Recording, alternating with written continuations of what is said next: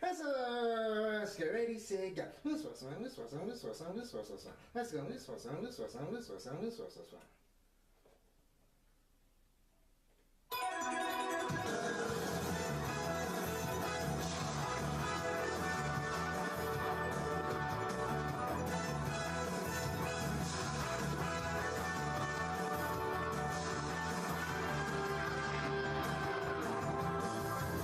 Like rainbows in the sky, let's fly away like a bird. You're free to see the boundless face of the earth. Let the wind blow you like a knife and glide away. Far beyond the clouds, you'll find another place.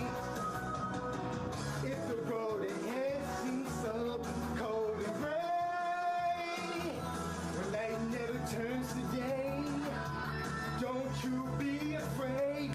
Go and fly away. Chala, hey chala. No time to hesitate. Go on and search the earth. Within it lies a magic surprise. Oh, chala, hey chala. Don't be afraid. You got the power to get through the darkest nights. Chala.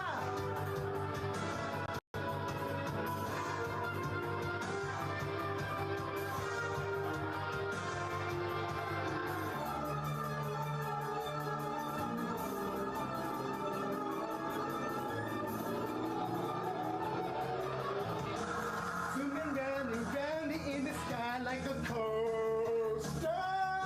Hold on tight, or you may find yourself trapped in a maze. When that happens, you may think you will never find your way. At the past, you may take seem all the same. If the road ahead should lead you so cold and gray, when night never turns to day, don't you be afraid. Go and fly away. Chala, hey chala. No time to hesitate. Go on and search the earth. Within it lies a magic surprise. Oh, chala, hey chala. Be cool, don't be afraid. You got the power to get you through the darkest night. Hey, chala. No time to hesitate. Don't want to search the earth. For me, it is a magic surprise. Oh, chala. Hey, chala. Be cool, don't be afraid. You got the power to get you through the darkest nights. Chala.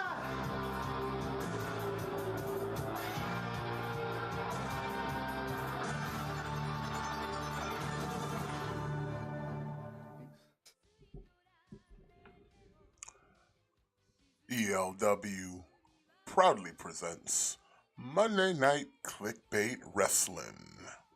What's going on, people? This be your boy Smith, as always joined by my North American thick boy tag team partner and other half of the ELW World Tag Team Champions, Matthew22. What's going on, bro? It's Monday night, settling in for some Raw. Got some clickbait. What could be better than that? Literally, what could be better than that? Yeah, we got a thing to talk about. The WrestleMania kickoff press conference happened last week. We now have a definitive main event, and it will be Cody looking to finish his story as he will go up against the tribal chief, Roman Reigns. But with that happening, we got a bit of a twist, Matt. We got a quick Rock heel turn, kind of siding with the Bloodline. So, like, I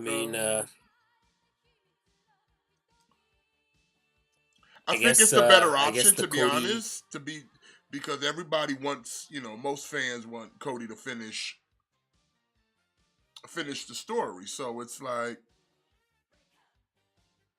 having The Rock come in here and just kind of stealing that thunder. Nobody was feeling that. So it's like I think Well, this why is the can't he right. finish? I think this is Like, why was the can't he right finish the choice story against Seth? Why can't he finish the story against Seth Rollins? You know what I'm saying? because it's not the WWE title. We talked about this last week. It's the constellation. Listen, as much as WWE is trying to now put the shine back on the world title, it's still a secondary title because it's like, look here, the story needs to be, he needs to be the WWE champion, not the world champion, the WWE champion. So for him, literally going, if he was to pick Seth, it would have been a consolation. What's going on, Alex? It would have been a consolation. Uh, He has to beat the guy that he was supposed to beat last year. To beat someone else and be world champion is like, no, it's not the same. Like it's really not the same. yeah, I don't know. I'm kind of yeah. I'm kind of with you. I'm kind of with you Like on. look at it this way. Look I'm at kind it of like with you on this. this one, Is Alex. Goldberg more of a champion, even though he's only been world champion in WWE and Universal champion? He's never been an actual WWE champion. That's why it was a big deal when they put the belt on Kofi. It was a big deal when they put the belt on Big E and Bobby Lashley because that's the belt. That's the belt. That when it's all said and done and they're done changing names and rebranding things, that belt will go back to becoming the WWE title, the main title with the main lineage. That's why that belt's more important. The world title, yeah, it used to be important, but WWE killed that lineage. So to bring it right, to resuscitate a dead title just tells me it's a secondary belt. Regardless of the champion who holds the WWE title being a part-timer or not, hey, that's on the bookings problem. Y'all the one that booked him to be champion. Okay, for 3 years I'm and shit. That's on you. But the main title, regardless of it being called the Undisputed Universal WWE title, it's still the WWE Championship. It's the WWE Championship. Might as well call I don't that know. we might as I'm well call this the big logo era because the big logo title with the WWE on it is that belt. Like I said, it's the belt they give to anybody who wins a championship in sports. They don't give them the world title. They give them the WWE Championship because that's the flagship belt. So, like I said, Cody taking Seth would have been a consolation, and everyone knows it. Everyone knows it. I No I don't know. disrespect to I'm kind of Rollins or nothing, but it's like he has to although beat Roman. Cause like, are you really that good of a champion if you just like, you know what? I'm not gonna take another shot at the guy that beat me last year. I'll go for the lesser man who have a greater chance of beating. What kind of champion is that? I don't respect you as a champion, so you went for the easy way out. You took the easy way out. So I don't. he has to I go against Roman. yeah. I don't completely disagree with you. I'm kind of with Alex on this one. I kind of really wanted to see The Rock and Roman Reigns. Like I think Cody Rhodes and Roman. I think that sucks as a main event. Like we got that main event last year. To me, it's just a thing of like been there, done that. And I think that Cody Rhodes Yeah, but this year should have it'll be probably different beat because Roman last the year. outcome should be different. So even though we've been here, done that, the outcome should be the thing that the people want. Finish the story so you This and is Alex and everybody else don't have to hear that anymore, and then we can move on to some other catchphrase. But like, yeah, it needs to be you're Roman. again. I don't Plus, like I like said last nothing week, you're saying is wrong. Roman versus Rock is a fine match. Don't get me wrong. But it doesn't need to be for a championship. It really doesn't. What does it do for Rock? And at this point, what does it do for Roman? Absolutely nothing. So it's like, hey, let's put the belt on the guy that everybody pretty much wanted to have the belt ever since he returned from his own company of AEW. This has been the mission statement, at least of the people. You might as well call Cody Rhodes Daniel Bryan 2.0 because they want him to be champion right now. Despite whatever happens afterwards, doesn't matter right now.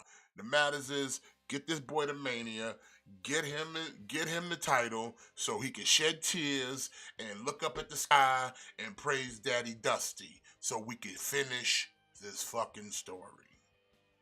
Won't be the same if he did that with Yeah, Seth. I think It won't be the same. I don't know. I think it would have been fine. I think it would have It been would have been fine. fine, but it would have been To me, cheap though like, because we here's the thing, it has to be. WWE itself gave too much to this Cody thing to the point where he came back, he coined the finish my story. Now it's in the fucking coming up game. So like I said, this is a thing like it's been in design where it has to happen. It has to happen. At okay, this point, it has fair to enough. happen. Fair enough. But then we never should have teased Rock and Roman in the first place. Then maybe that's the problem. Maybe we should have just let it be Cody and Roman, and maybe we should have just left it at that. Maybe we never should have teased That was inaudible. Rock and That Roman. was inaudible. That was inaudible. Because when you go from The Rock versus Roman Reigns, which is a match people have been asking for years, when you go from that and you downgrade to Roman versus Cody, which is basically just a rematch from last year, that sucks. That sucks. It does, but So, here's the thing. and that's why I'm saying, like, I'm not disagreeing with anything you're saying. Like, everything you're saying is 100% right. But for me, as a fan, like, for me speaking purely just as a fan, I really wanted to see that match. So when they were teasing that's what you I were was really gonna excited. get. You were gonna remember last week when we sat here and like I told you, your story's over if you smell what the Rock is cooking. That was the plan. But they had to pull an audible because something happened that they were not expecting, which was the fans turning on the Rock. See, they thought okay, we can side skirt Cody for the Rock because it's the fucking Rock. But then the Rock shows up and they're like, no, we don't want this. We wanted it then. We don't want it now. It's okay. It's almost like this. A guy with your names will understand what I'm saying because he's in the chat. Big ups. It's like Dark Side Phil. Dark Side Phil will say today, I want to do this, and a third. And I can't wait to do this, and a third. 5 years later, he still never did this, that, and the third. And his 5 years later, he goes, now I'm going to go and do this, that, and the third. And then the audience goes, we don't care now. It's 5 years later. We wanted it then.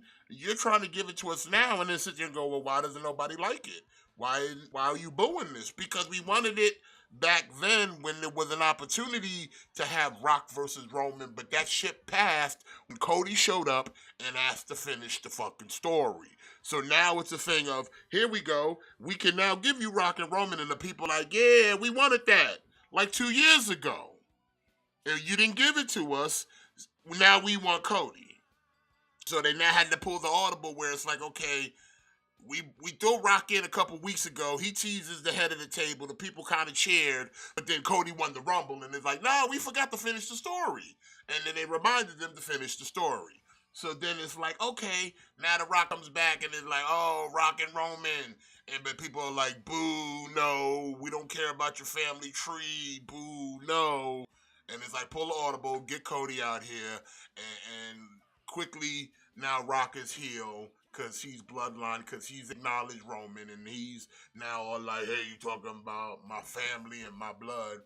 So yeah, they was gonna, and they pulled an audible. You could tell they pulled a quick audible because the people were not having this. The thing of, if they was gonna put Rock and him on the marquee, it'd have sold in Hollywood, like it'd have sold like mainstream media would have talked about it, but the general populace and the fans wouldn't have gave a fuck because that's not what they wanted.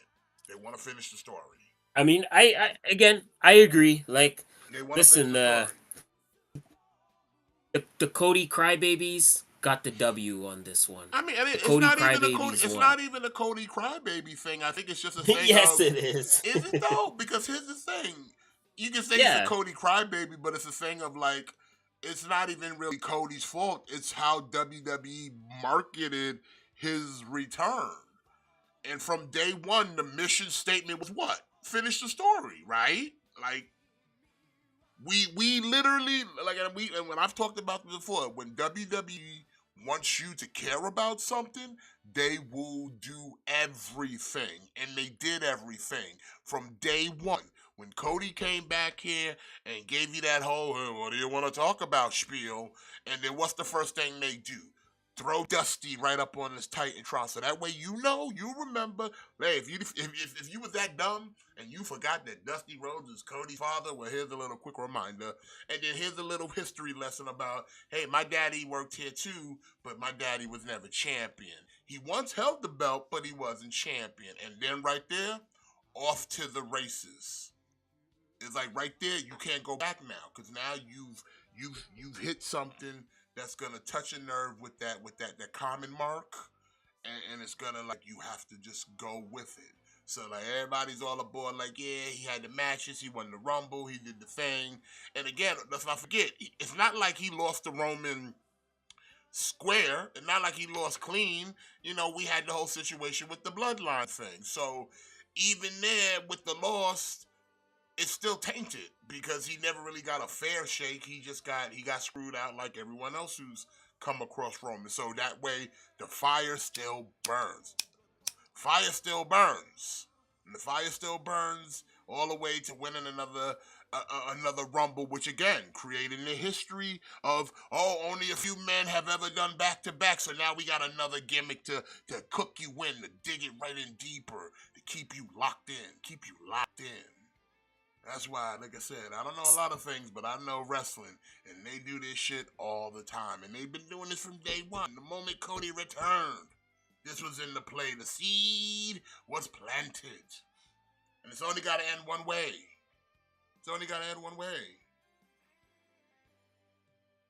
Then again, like I can't totally disagree Let me with ask you this, just for I devil's can't, advocate. because you're not wrong. Just for devil's advocate. Let's just say, hypothetically, Rock and the Roman happened, and then Rock wins the title. Then what? And I said this last week. Now you put yourself in a position of, who is beating the Rock? If no one can beat Roman, then who the fuck is beating the Rock? That's why you can't give him the title. You can't put the belt on him. He's too big. It's literally boxing with God. See, again, that's why for me it all goes back to it all goes back to my problem with Triple H as a booker, and I think, it all goes back to my problem. Sometimes he books too long term, and this is the situation where we find ourselves in. Yeah, well, that's Cody what I said. should have just happened beat years ago. Cody. Should have happened. Cody should have just beat Roman last year. Like, there was no reason for Roman to get another year for his title reign, because he barely did anything this year. If Cody would have just beaten Roman last year and finished his story last year, then this year we could just have The Rock and Roman, and it doesn't need to be for the title. It could just be for to decide who is the true head of the table. It's just Well, see, again, when you that tell was me Papa I'm gonna Paul trying to show people that he could do better than Vince, or he could put on a better product than Vince. don't by not hot shotting, not speed running, just like, hey, letting it build. And I get what he was trying to do, but then he should also know that in wrestling, shit changes, so you gotta kind of make these storylines a little more digestible. It's almost like it's kind of speed run, like give a feud. Like, give feuds like 2 to 3 weeks and then crescendo them at the pay-per-view, and then we move on to another storyline. But we want to do, let's build up, and it's like, people don't got that attention span for build up like that. Get it in, get it out. It's like this, it's like this, it's like don't it's like, like if you're inviting me out for dinner, don't tell me you're gonna take me to a nice restaurant and then bring me to McDonald's. You know what I'm saying? If you're gonna bring me to McDonald's, you want good food? I'm about to give you good food right now, Matt. Give you good food right now. Filet mignon right now. Here, quick plug. Our proud sponsors, Extreme Low Cal Wrestling, who sponsors this show. They help us keep the lights on here. Are having a great extravaganza this coming Thursday after Thanksgiving, it's gonna be a special. It's called me Rage Quit Love. And one of the premier matches of Rage Quit Love, Matt, is the finals of our best of seven. This is how you tell a story. We've been booking this since Tism the season. This started at Tism the season. What was that? December? Before Christmas? And now here we are in February. 2 months we booked this show. We've had a phenomenal best of seven that we are now at the game seven.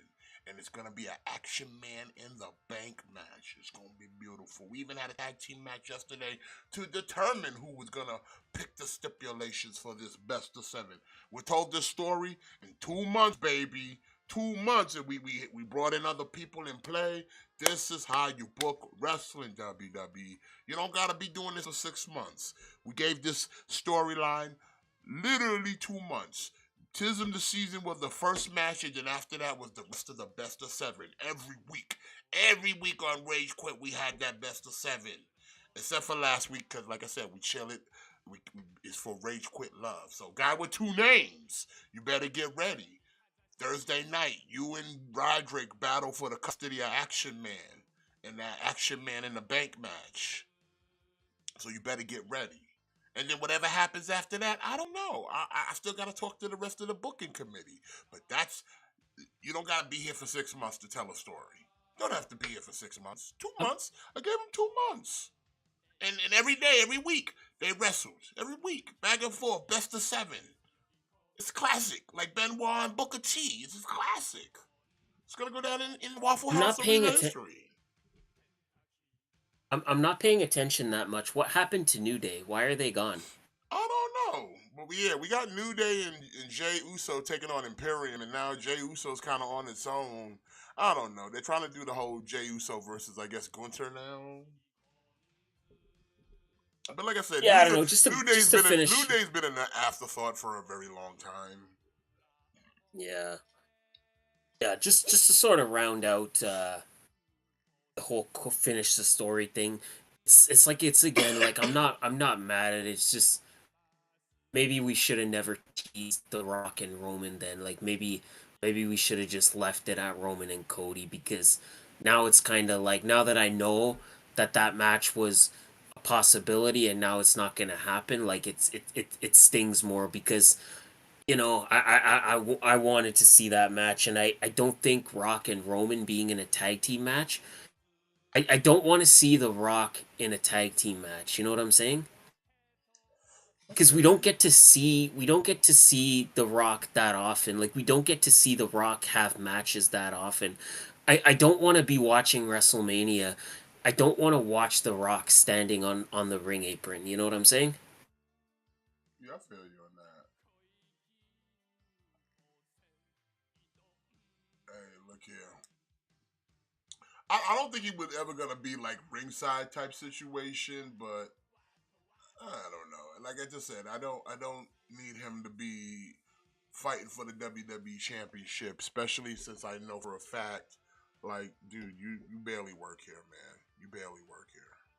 Because because now what I'm hearing is the main event for night one of WrestleMania is gonna be Cody and Seth versus Roman and The Rock. That's gonna be the main event for night one. We'll have to wait and see what happens, And then that means your world heavyweight title match and your WWE title match will both be on the same night. That means your world heavyweight title does not even main event one of the nights of WrestleMania.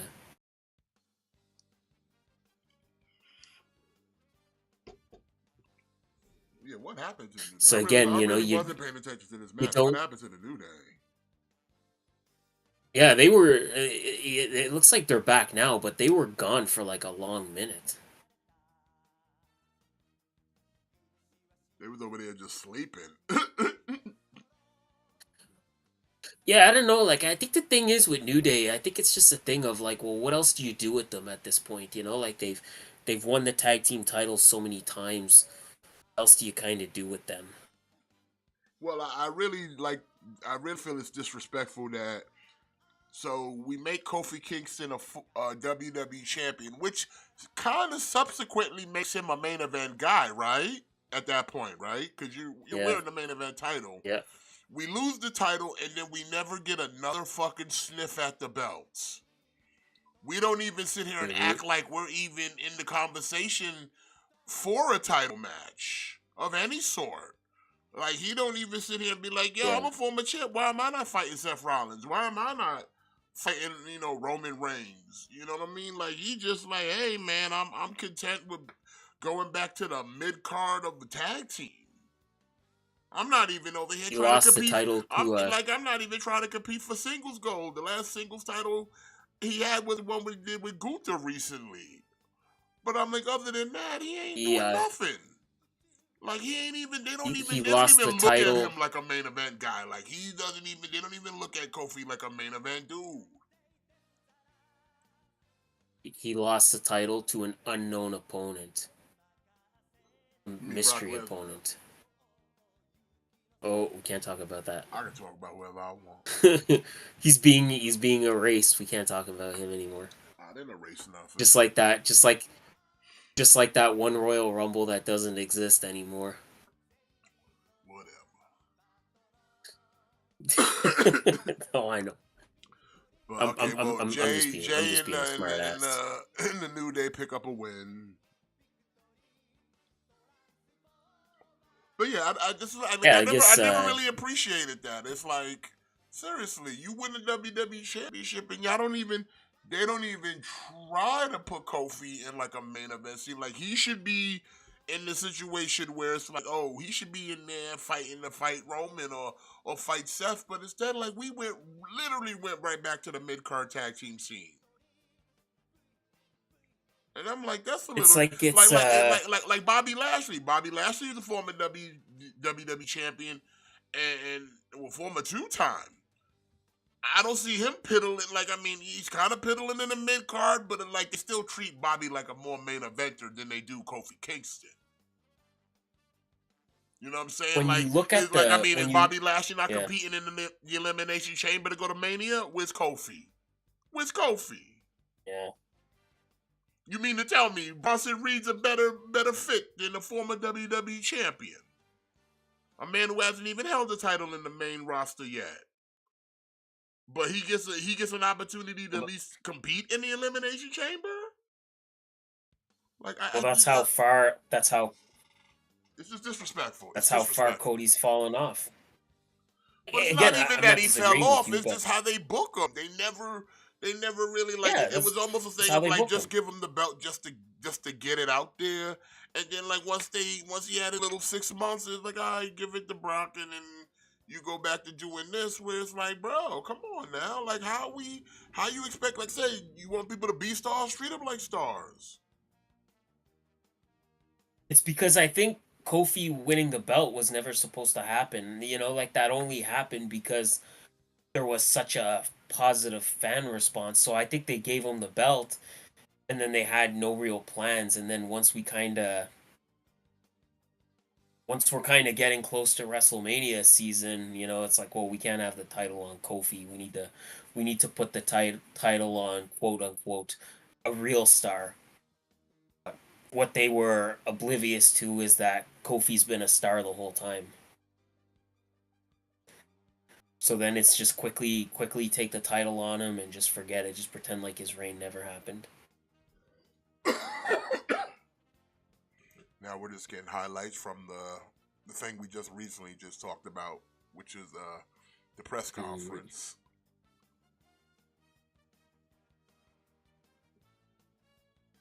Plus, if Kofi would have took the challenge against F, it really would have made Kofi look like an extra pussy, because then it looks like you just got bullied by The Rock to pick someone else. So, like I said, optics, he had to take this match, because, like I said, everything just made Cody look like a pussy, because it just means you got bullied by The Rock. You let The Rock bully you out of your own title shot that you earned. Again, I can't disagree with you. You're not wrong, but for me, as a fan and my level of enjoyment, I'm a little salty because I really wanted to see that match.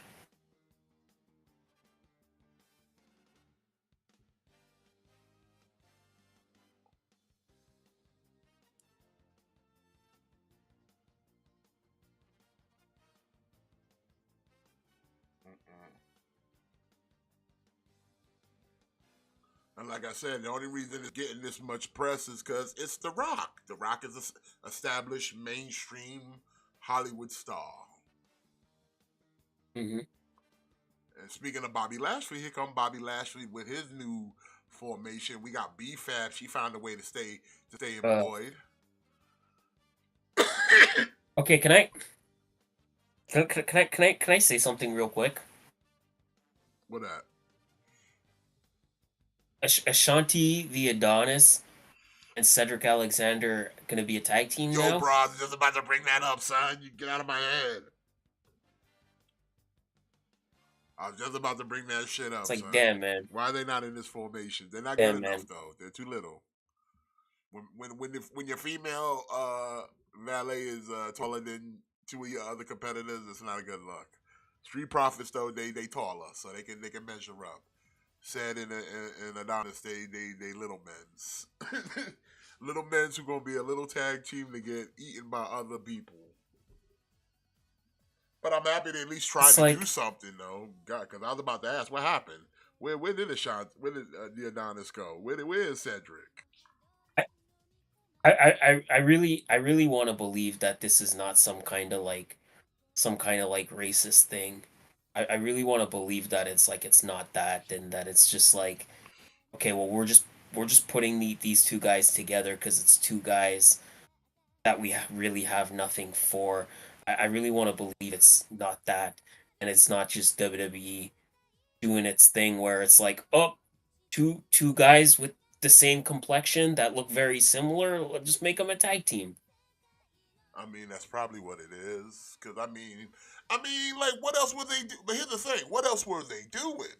They weren't doing anything. And like, That's what I mean. Like, anybody else? Who else? They're not Okay, doing anything anyway. Let's again. What's going on, Marin? Let's just say they didn't put them together because it's just two black guys. Who would you then like if we're gonna make a tag team using the Adonis or Cedric Alexander? What white person that's not doing shit right now would you then put them two with individually? I'll wait. See, that's what I mean. Like, I wouldn't. So like, no, but like, can you think? I'm not asking you wouldn't. Who's out there who's available to do so? Is what I'm saying. What white guy in WWE's not doing nothing, just jerking the curtains that you could team one of those two brothers up with? Like I said, I'll wait. Yeah.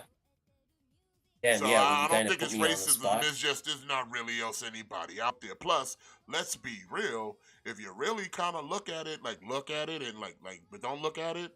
Like the roster's like at least 50% like minority, at least black or Asian, at least if not Latino. And then anybody that's of a Caucasian descent ain't even half of them ain't even American. I like the pairing. I like the teaming.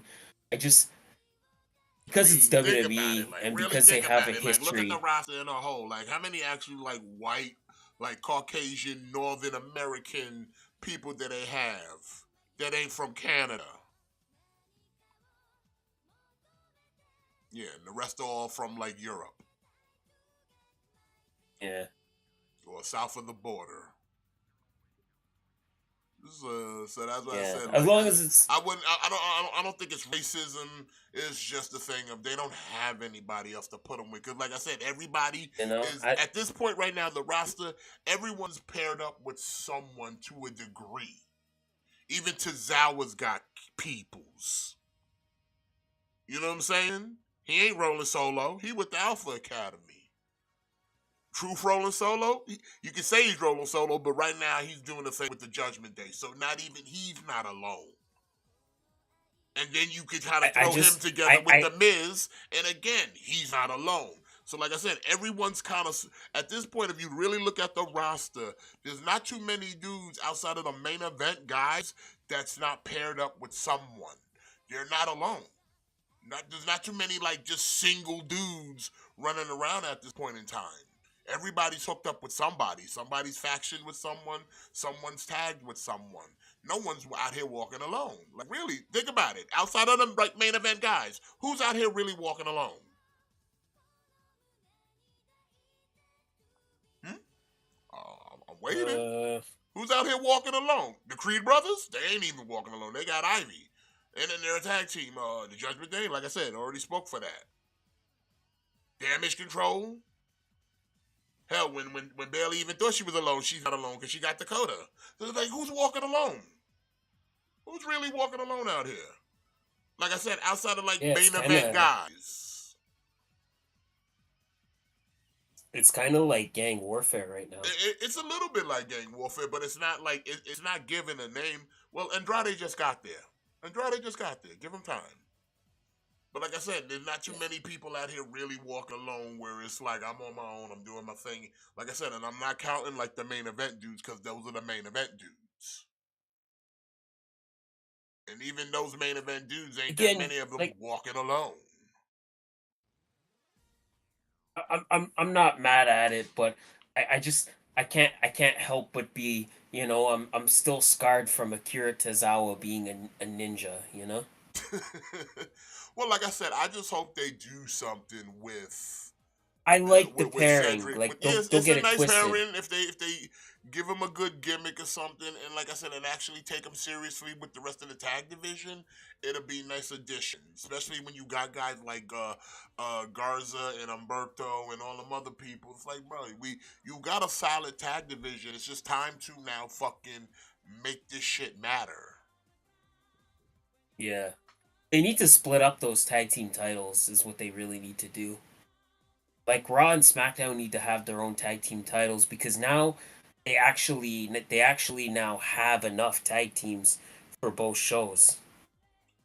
You know, look here, Alex. If Okada does decide to go to AEW, listen, have fun with it. And if he doesn't, listen, it is what it is. To be real with you, once again, I feel like if anyone goes to AEW right now, it's going to have to do a lot to move the needle. And guess what? Okada's not going to move the needle for them.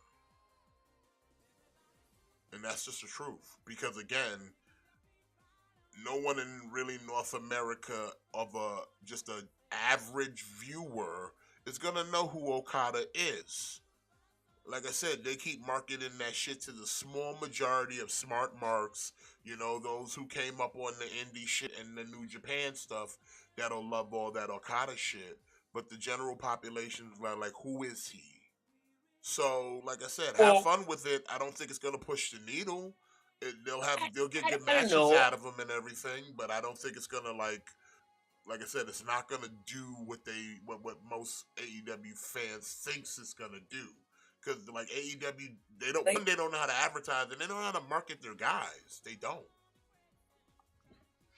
If you watch AEW, then you for sure know who Okada is. Yeah. But if you watch WWE, then you don't know who Okada is. Like if you just watch WWE, then for all you know, like they could just bring him in and this is Akira Tozawa's brother, and they would probably do something like that because that's the kind of shit that they do.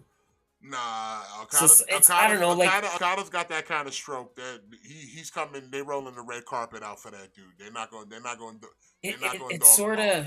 They're not. They don't want to build no bad relations with like New Japan. They're not going to dog him out. It sort of depends what it sort of depends what AEW does with Okada. Like it sort of depends what they do with him. Like, are they gonna? Is this just gonna be like another guy on the roster, or is he gonna come in? Are they gonna treat him like a top star? Are they gonna treat him like a top player? So I think it's a matter of what do they do with Okada. And again, this is where I always kind of make the argument that Collision should really just have its own roster with its own titles, you know. Yeah, I agree So with you. I think it's just a matter of like what do we do with Okada? Again, I sort of never thought he was gonna go to WWE. I always thought he was gonna go to AEW in the first place, but I think it's just a matter of what do they do with him? Is he just gonna be another guy like Johnny Television where he'll come in with some momentum, but then he'll just kinda get slotted into the he'll just kind of get slotted in the roster and he'll just be kind of hanging around? Or does he come in and do they actually treat him like a big player? Oh, speaking of Johnny TV, did you see Johnny TV and Taya Valkyrie are doing the Bianca Montez thing? They got their own little show going on. Yeah. So it's like, you know what? Good for them. It's fine. You know, Johnny's kind of getting up there in age, and you know, Taya ain't getting no younger either. So they Yeah, hit. they're like a good pair. Yeah, I like them together. like I said, I think you know, I think they did good for each other. So plus they got the whole couple wrestling thing. So like you could kind of take that gimmick anywhere. So plus, like I said, you saw the split. You saw the split exit. That shit was money. That was good. This shit was money. But yeah, so we got Bobby Lashley versus Bronson Reed going on here, and yeah, I don't see Bronson winning. I think Bobby's going to the chamber. So let me see. They had Kenny Omega Bobby riding a bicycle in a match. You know, listen. I mean, here I just I try. I know Ian used to say we AEW defenders, but I've told you before, like we never I equally will shit on if it's bad. And like I said, right now AEW in the beginning they were doing some good things, but nowadays they're not making sound decisions. And like I said, right now they're still kind of in the aftermath of like getting rid of that lotto ticket named CM Punk.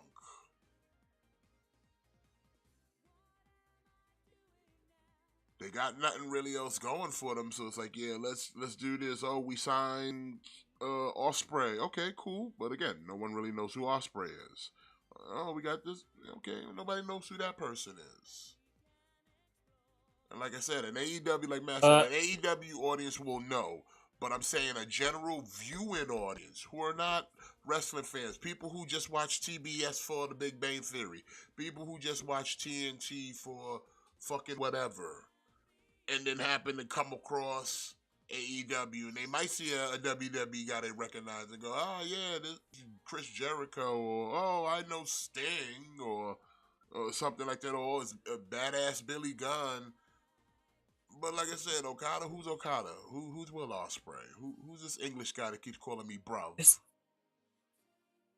this is kind of why like it kind of pays to be somewhat knowledgeable because Ian the bike thing like that's actually a staple of DDT Pro Wrestling which is where Kota Ibushi comes from. That's actually a recurring gimmick in DDT Pro Wrestling. So that's not like a AEW making Kota Ibushi do that. That's like a Kota Ibushi kind of bringing in an element from DDT Pro into AEW. That's But why see, Google is your that proves friend. my point. To the uninitiated, they don't know. So you're gonna just make assumptions of something where it's like if WWE took in a guy like Osprey, took in a guy like Okada, and they stick with who they are, like don't rebrand them, don't re-gimmick them, and they came in as Will Osprey, if he came in as Kazuchika Okada, they're gonna give you that exposition before they ever step through that fucking Titantron, and you're gonna know who they are. because they're gonna sit there Yeah, and but hype him. AEW for sure they do that too. Not the way WWE does it. They don't do it with anybody. That they just Like sit there and give you the thing of, oh, you'll wrestle a couple matches, and then they're like, oh, you're now all elite, and everybody cheers. But like the whole time you were here, like okay, like Brian Keith. Brian Keith recently got signed. He's all elite. But the whole time the dude's been there, he's done nothing but lose. Well, because like if we're looking at the landscape of the pro wrestling business, like like you can't compare Brian Keith to like Okada or Will No, no. Ospreay, but like when The point I'm AEW trying to say, the point when I'm trying to say AEW was is that you now got this guy in your roster who, from what I was told, was pretty fan favorite, pretty big deal in the Indies. He's done nothing but like job out to everyone else. Now you signed him. Does that mean he's gonna start winning, or you just signed him to just continue to job out for people? Because then he got signed, and guess what? Next match he lost. So it's like like this, when AEW like great way to show when like they new brought in talent off. when they brought in like Vikingo for the first time, like they made sure that you knew who Vikingo was before he even stepped foot in a ring. Like they made sure you knew who he was. When they were bringing in Mystico for his first match, like they made sure you knew who Mystico was before his match. So they do it too. It just sort of depends. Like Brian Keith is like, yeah, he's like a top tier indie guy, but he's not Okada, and he's not Mystico, and he's not Vikingo. Like he's not on that level in terms of star power.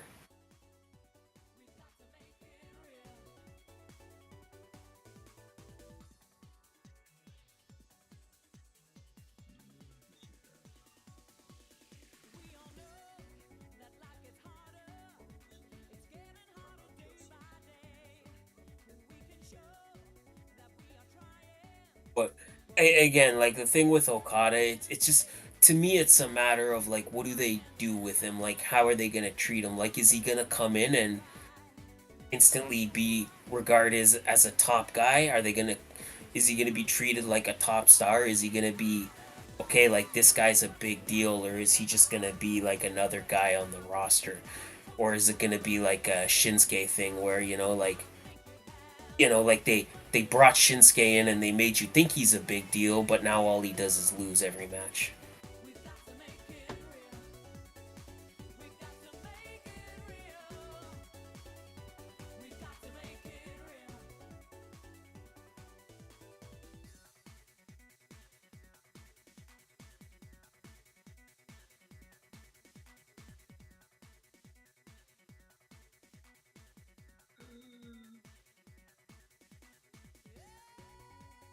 That was a nice spear.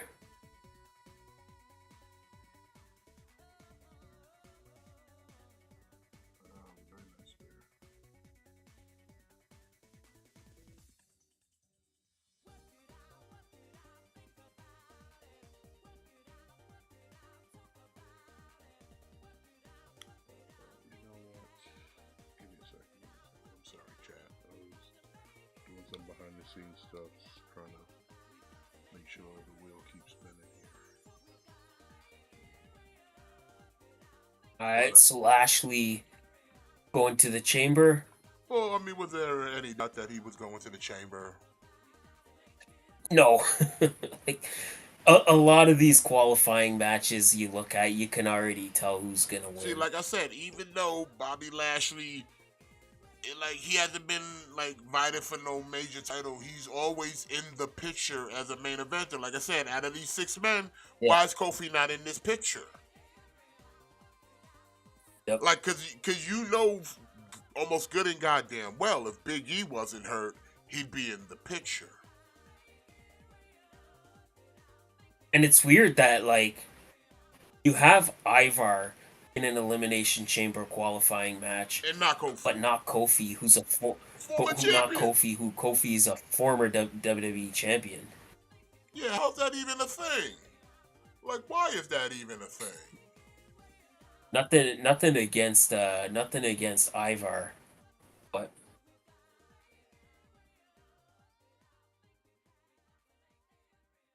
So it's like it don't make no damn sense.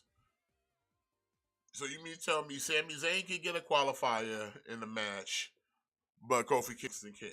Sami Zayn ain't never been WWE champion.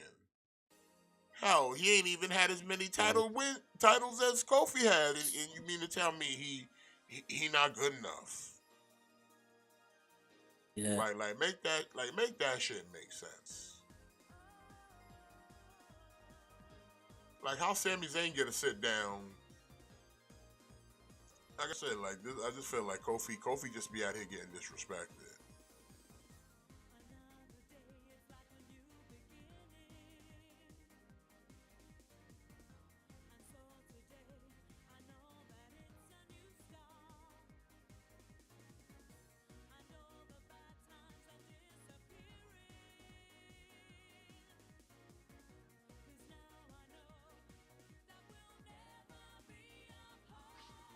You know what I'm saying? I don't see Kofi getting segments. Mm-hmm. He got one segment one time, and that was it. And he ain't never been back to That the was it. I want to be champion again. Not even he don't even talk about it, bro. It's like he don't even bring it up. Like, yo, this shit is crazy how even the person who had the title seems to have amnesia that he was former champion. He don't even Jinder Mahal will remind you that he's WWE champion. It's like, oh, come on. It's disrespectful. Yeah.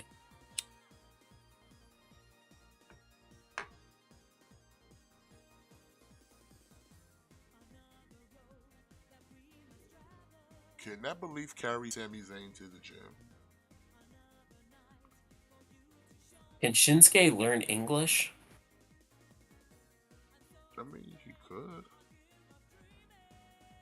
Damn, you've been living in the how long you been living in the States now? You can't at least string together some kind of sentence. What is wrong with you?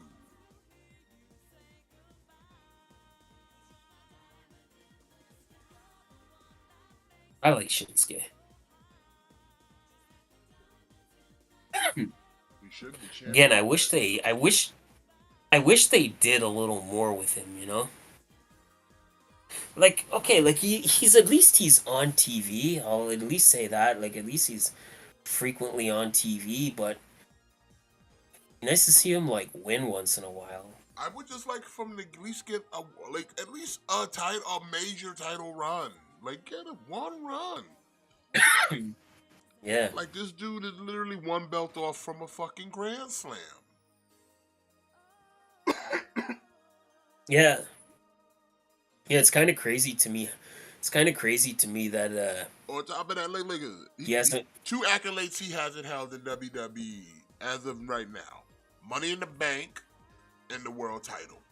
He's done everything else: Rumble win, King of the Ring, Tag Team, United States, NXT World Champion, and a Continental Champion. Like, bro, can we put the World Title on the dude? Can we just complete the set? My guy. And you would think that right now you would want to kind of do that since he's doing this nice little heel run. Like, bro, put the world title on him. That way you get it. Build up a baby face to get it. It's like he's done everything but win a world title. Yeah, so it's like, why we not pull the trigger? Like, you should have pulled the trigger when he was going up against Rollins, especially seeing how Rollins is now kind of hurt and he can't even do nothing until fucking Mania. You could have had a nice heel world champion right now, and you could have built back up to get to somebody to go up against him in Mania if you wanted to take the title off of him. You know what I'm saying? Yeah. Like, come on, Oh, yeah. man, a wasted opportunity.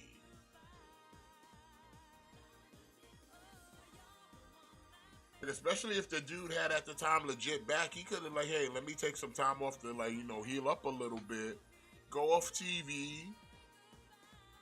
Probably would have been in better shape than he would have fucked up his shit right now. You know what I'm saying? The man could have took a little rest, came back at the Rumble. He could have came back at the Rumble. Like how hot it would have been if like Seth Rollins lose the title when he fought Shinsuke, lose the world title, gets put off TV for a while, come back at the Rumble. Of course, he don't win the Rumble because he got to finish story. But still, but then he now is in the conversation to get up in the chamber to get in the match to go to Mania to get Nakamura. Like, come on, how better of a booking would have that been?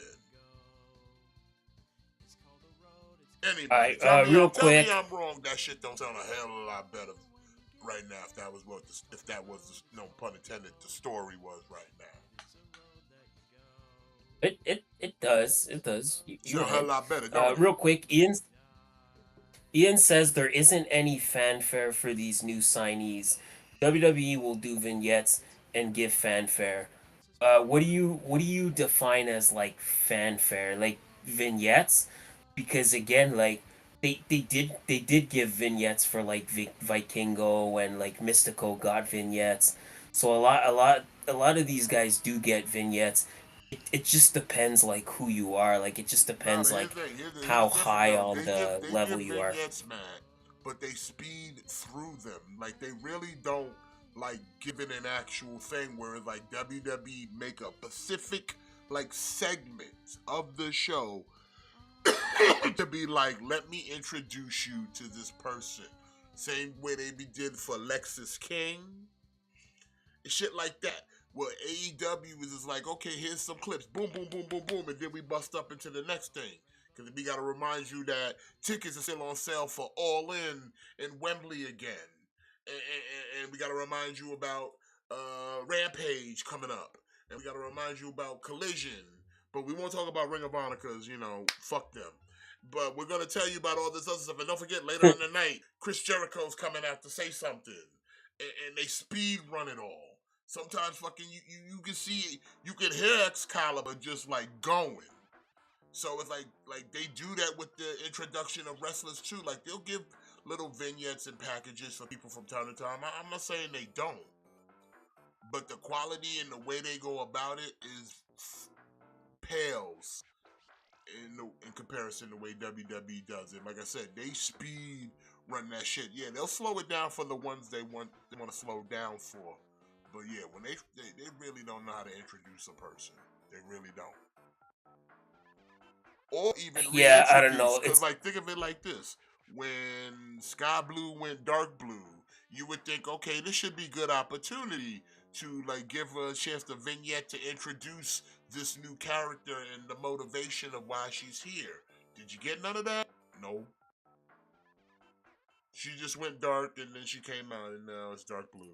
And there's like really no explanation unless you're like listening. Well, if you kind of been watching the if you kind of watching the show, then you would know, right? Like she spit the stuff. She spit the stuff like Julia Hart spit the stuff at Sky Blue, and it changed her. Like it was the same thing when Malachi spit the mist at Julia Hart, and then it kind of like changed her. It was just a follow up to that. Yeah, So if you kind of been it was watching like, the show, yes, then it's the slow trickle. I get that part.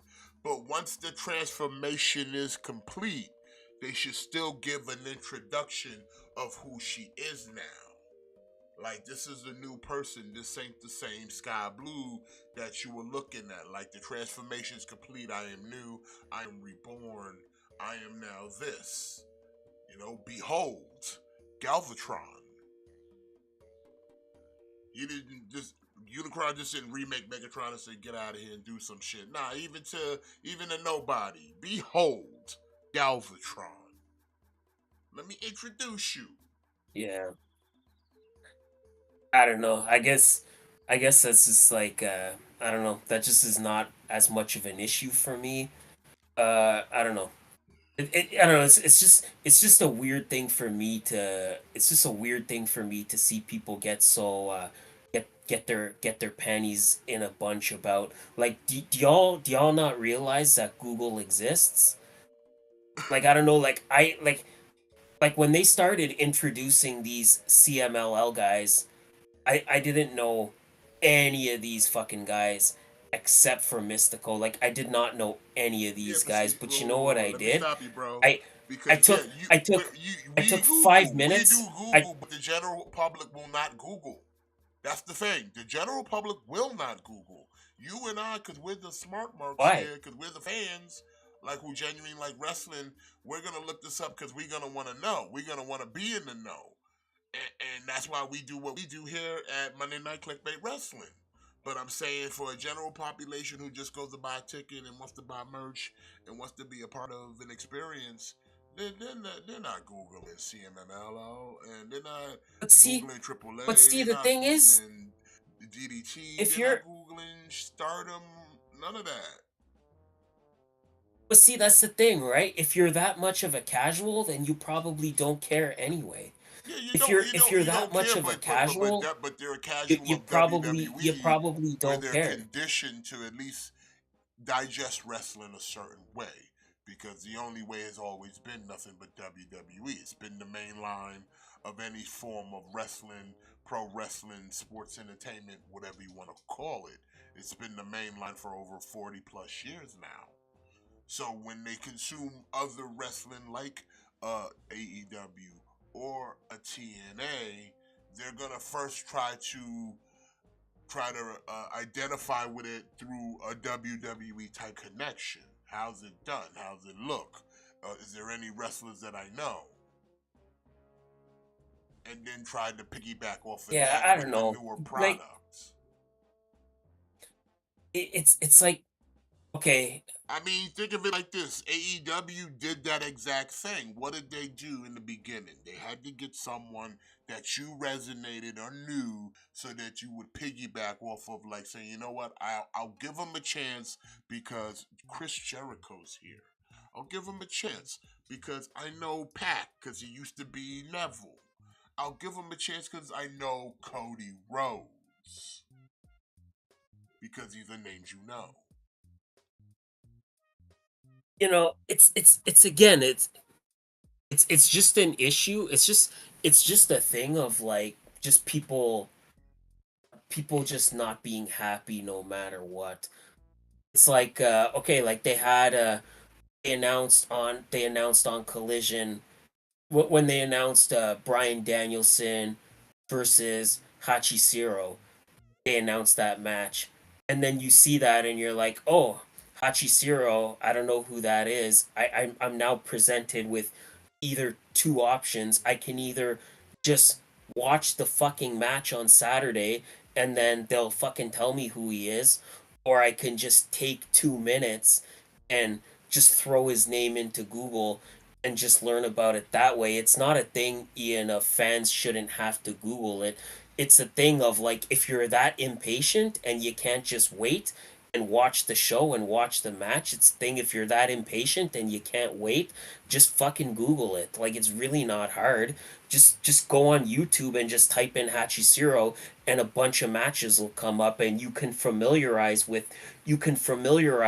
yourself with him before his match, or you can just wait and you can just watch the match and they'll tell you who he is during the match. Like I don't buy this whole thing of oh they don't tell you who this person is. Oh they don't tell you who this person is. Like that's kind of stupid to me. Like that's a dumb statement to me. Like you know like you just watch the match then. Just watch the match and you'll get the joy of experiencing a new wrestler. Like for me like I don't watch CMLL. I don't watch that ever. So I'm enjoying seeing all these new guys cuz for me like this is all like brand new wrestlers that I'm seeing for the first time. And like again, I don't know who any of them are outside of Mystico. So whenever I see a new one and they're like they tell me his name, 2 minute Google search. Like I don't know, like that's my best answer to that. If you're that impatient and you can't wait for the match, just Google it. It's really not hard. Like it's really not hard. Um Gojira says skipping the Aussie for the Australian pay-per-view. Uh yeah.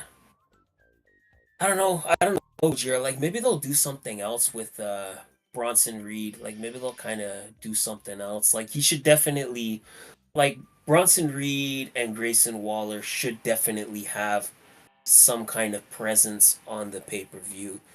So we'll see. We'll see. And then Ian also says he does know English, he just chooses not to. Which again, like my my rebuttal to that would be how come if Shibata cuts a promo in Japanese, it's because he's lazy and he's refusing to learn English. But if Nakamura cuts a promo in Japanese, it's okay. He's just choosing not to speak English. Again, it's kind of that double standard thing. It's kind of one or the other. How come when Shibata does it, he's lazy, and when Nakamura does it, he's just choosing not to. Double standard.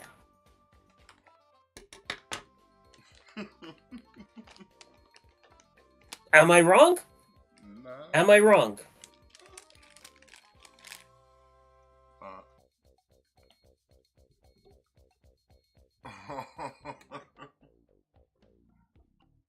I'm watching this Cody promo about Rock telling the Cody Crybabies to shove nuggets up their ass.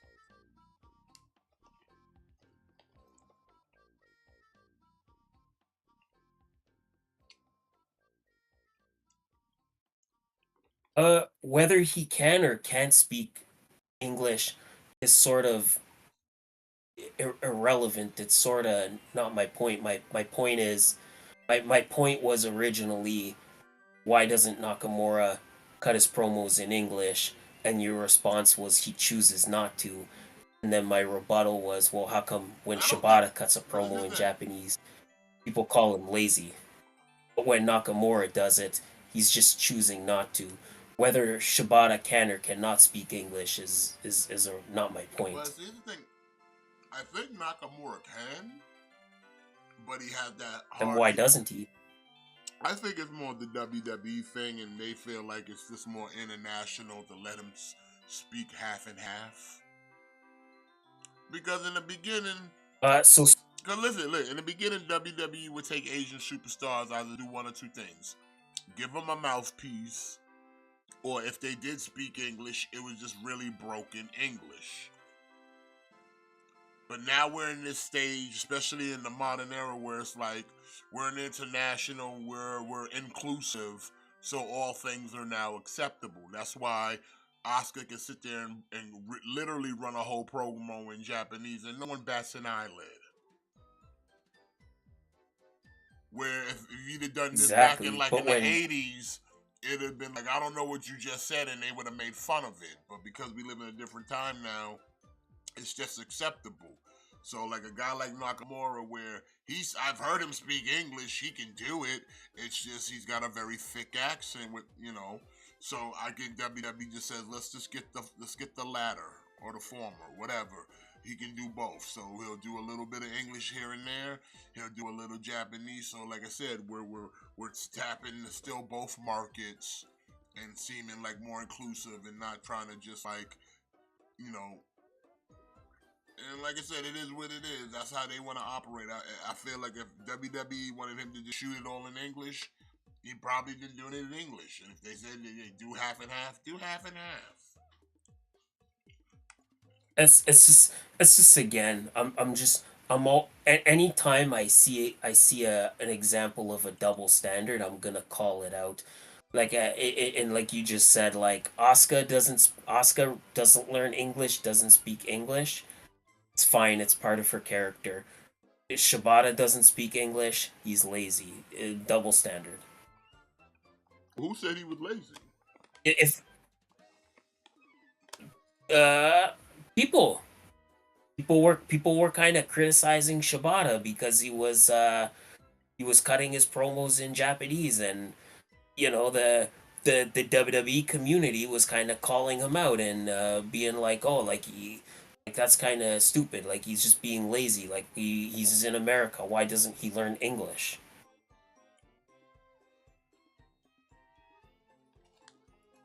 like I'm not gonna like I'm not gonna name names, but people were kind of criticizing him for that. So I'm just kind of saying like that's my point. It's always the double standard. Like how come if Shibata cuts a promo in Japanese, the perception is that he's just lazy, but if Nakamura or Asuka do it, then it's just part of their character. So what? Does that make me lazy if I don't want to learn another language, Ian? In fact, if that's the case, then how many languages you speak right now? How many languages you speak? And let's not I forget, I know barely you're speak Canadian, English. so there might be a chance you speak French. But that aside, do you speak anything outside of your native tongue? Do you speak another language?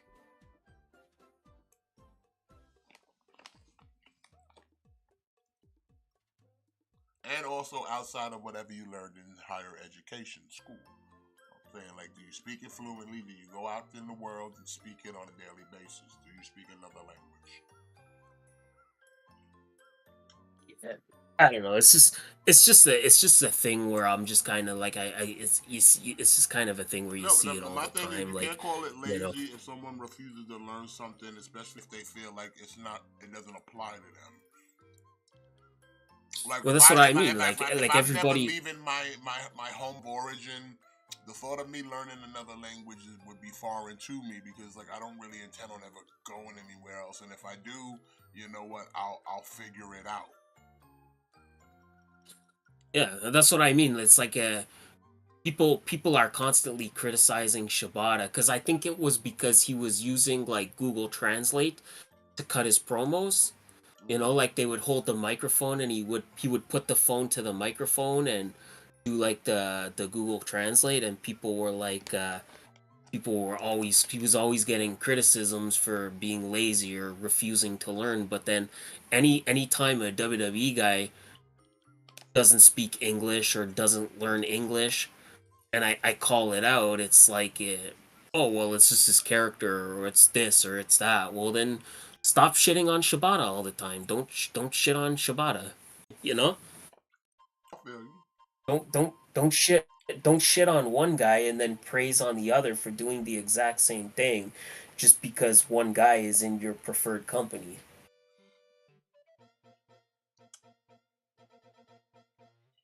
Well, you know, Like people be I don't shit on people Shibata. the yeah, man. Like I don't know. Maybe it's a thing where maybe I like for me, I'm just happy to have Shibata back. I don't care if he cuts his promos in. I don't care what language he cuts his promos in. Like for me, like I'm just happy that we have Shibata back because for a long time he was like medically unable to wrestle, and now we have him back, and it kind of sucks when I see people shitting on him for something as trivial as cutting a promo in his native language. Bro, you want to learn another language after having your after having your wig split? You feel like learning another language after getting your wig split? Or It's you like, just damn, happy people still like have leave Shabbat. your brain still sitting in your Yeah, skull right now?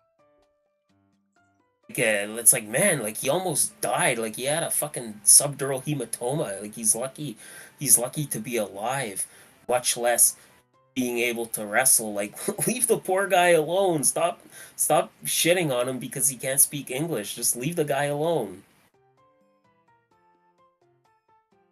Asuka doesn't speak English either, and how long has she been in the States? Too long to not learn English by now. Bro, she got a whole YouTube channel. She don't speak no Everybody English. everybody leave Shibata alone. I love Shibata. Leave him alone.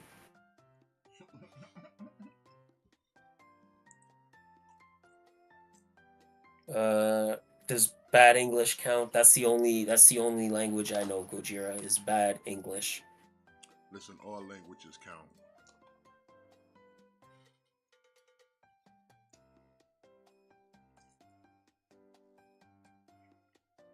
Now we got Rollins out here talking the road. Can we wrap this up though? Can we get back to wrestling? Like Seth, he already made his choice. So what we doing here, bro? Yeah.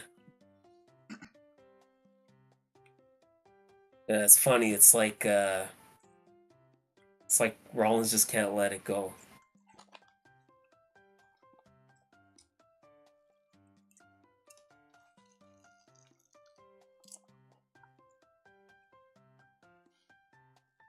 It's like Rollins is like, oh damn, CM Punk's out. There goes my marquee match. Well, I don't know. Now it's Because now they it's showed a little now it's gonna promo be me earlier. versus Drew McIntyre for the 50th time. They had the little WrestleMania promo earlier where it was like Rock and Roman was standing face to face with Seth and Cody. But like Rock was facing Seth and Cody was facing Roman.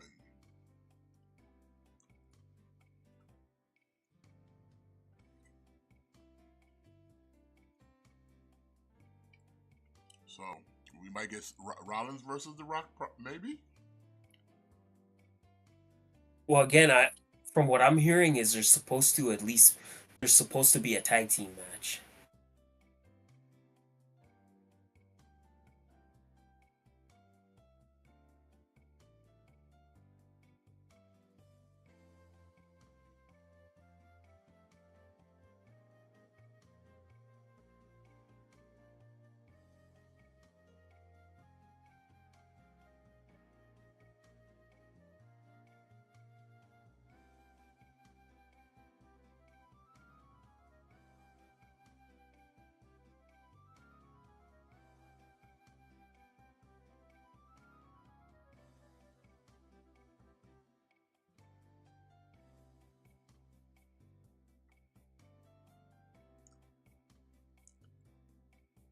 Elimination Chamber.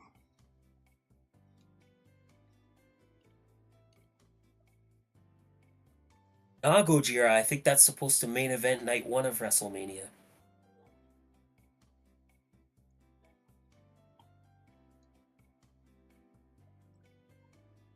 The tag team match will main event night one, and the WWE title main events night two. That's what I mean. Like Seth Rollins is not even gonna defend the world heavyweight title in a main event. Yeah, so it's just when you're kind of when people kind of say that the world title is kind of a consolation prize, and then people try to come back at you with no, like the world heavyweight title is equal to the WWE title. Well, they sure go out of their way to make it seem like it's not equal.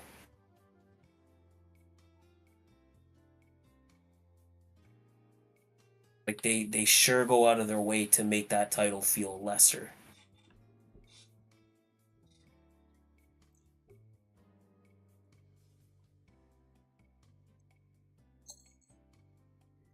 So Seth offering to be Cody's shield. Oh, he said the thing. He said He the said word. the thing, and the stuff was the stuff. You know, the one that one episode. You know the thing.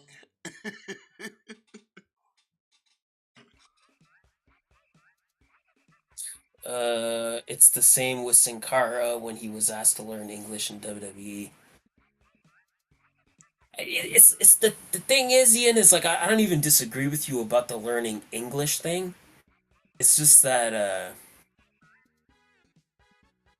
like we can't be shitting on Shibata for not learning English, but then celebrating Asuka for not learning English. That's my only point. It's not even a thing of should they or shouldn't they learn English, or should they or shouldn't they cut their promo in English.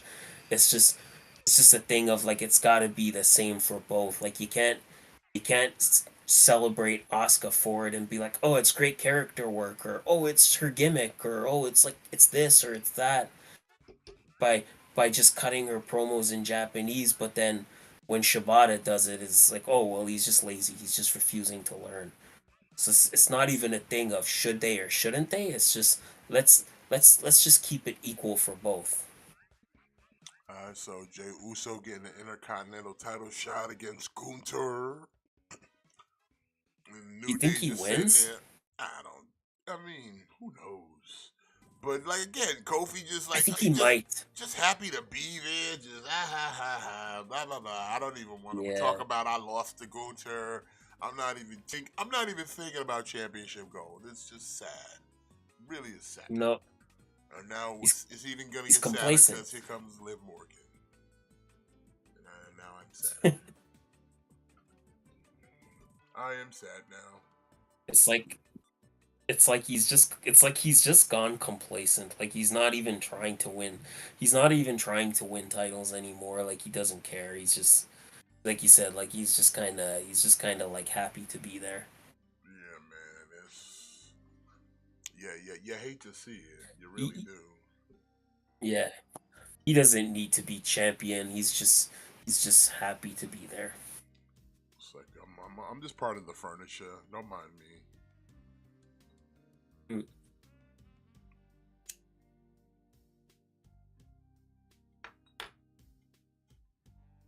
Oh, WWE 2K24 coming out soon.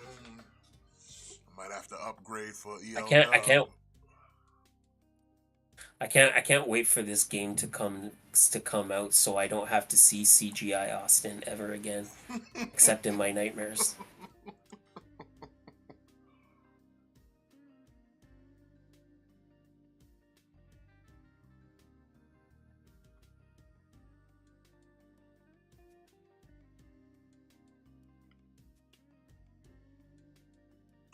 So, what are your thoughts? I'm excited. What are your thoughts on the whole like Scott D'Amore situation? Of him getting the boot. I mean, after Yeah. kind of getting a full sense of what went down, it kind of makes sense. Because Did you hear the? Oops, sorry. Go ahead. No, because from what I was to gather, from the information I gathered, that he wanted to buy the company out, like he wanted to buy TNA, right? Okay. And so they let him go, and it makes sense because you're not gonna want to work with someone that has intentions on wanting to buy your company, because then you run the risk of them just trying to self-sabotage your company from the inside. So when you get to that kind of situation in a business, then yeah, your only recourse of action is you gotta let the guy go. Ooh, I didn't hear that part. Yeah, that's what the deal was. He wanted to buy TNA from Anthem. Anthem wasn't looking to sell, and then right from there they let him go because it's like I said, once you've kind of established that you want what they have, you can't work for me because I don't know what you're gonna do now. Okay, then. Yeah, in that case, then yeah, that kind of totally makes sense. Yeah. So like it makes sense to go down that way. Because now you run like I said, if you run a business and you're sitting there going, hey, I want to buy your business, like you already work for me. And then you turn around and go, hey, I got enough money, I want to buy your business from you. And I go, I don't want to sell. I like the business where we just restarted. We're about to start making money. Why would I want to sell to you? And then you sitting there, you working for me? And like, no, because now you can start making deals and doing shit behind my back and trying to self-sabotage the company so it loses equity, and then I end up selling to you at a cheaper price that you offered me. Yeah. You know what I'm saying? Well, okay, yeah, like, yeah, okay. So If right off that's the rip, the right off the rip, situation, then when that thing becomes known, that's the Anthem had no choice. Gotta let him go. Can't keep him around. It's a liability. He's a flight risk. okay, then yeah, in that case, then yeah, I get it. I was gonna ask if you heard the Braun Strowman story. No, what was that? So I guess before I was reading, I guess there was an incident before he went back to WWE. I guess Scott D'Amore had approached somebody at Anthem, and he's like, he had pitched that he wanted to bring Braun Strowman in for Bound for Glory, and that they would rename it Braun for Glory. and like it was supposed to, it was like he was kind of hyping it like it was a big thing, and then I guess Anthem had kind of told him like, nah, like listen, like we don't see Braun Strowman as being like an asset, and like he's Look, I hate to certainly cut you. not What is worth. Patrick Mahone holding in his hand right now? The WWE Championship. Told you, man. It's always the main title. They don't get a world title, they get the WWE title. That is the belt. Yeah, Even though they've now introduced that little custom belt they made with the football stuff, they got a belt for that, and they still hand out the WWE title to people who win their championship in whatever sport. yeah, Regardless of that, they could have gave them their own custom belt that they made already. Nah, that's too easy. Give them my title, so that with their little side plate on it. That way, people always know where this shit came from.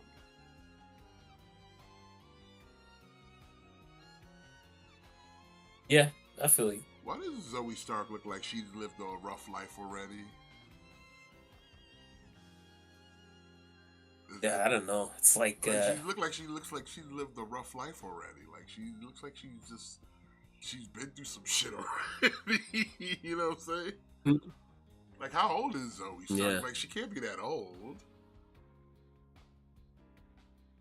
I would assume she's got to at least be like in her 30s. Let's find out. I'm about to Google it. Yeah, hit that Google. You was talking to like Google shit. Go hit that Google. It's gonna be my Google. Age Google 30. Wow. 30. Wow, look. Wow. Isn't it look how long that took me? That took me like 25 seconds. Isn't that amazing? What's amazing Oh is my how god, like 30s you look wow. so hard. What happened? Did we have a time in our life where we were binging on drugs? Cause like I could have sworn she was at least probably like 35 at least, or at least pushing mid or late 30s. Cause her face is like looks like she lived a rough life. Was she a coal miner? Yeah. She smoked cigarettes, or was Was she she out there eating them? What happened? was she like a military person? I don't know, man. But all I know is, bro, for 30, you looking too grizzled over here for 30, girl. Shorty. Dang, What? Hold on. she's younger. She's younger than me. but I'm saying no. Like okay, just real quick. Look, while you still on the Google, look up Liv Morgan. What is she? What's she rocking at?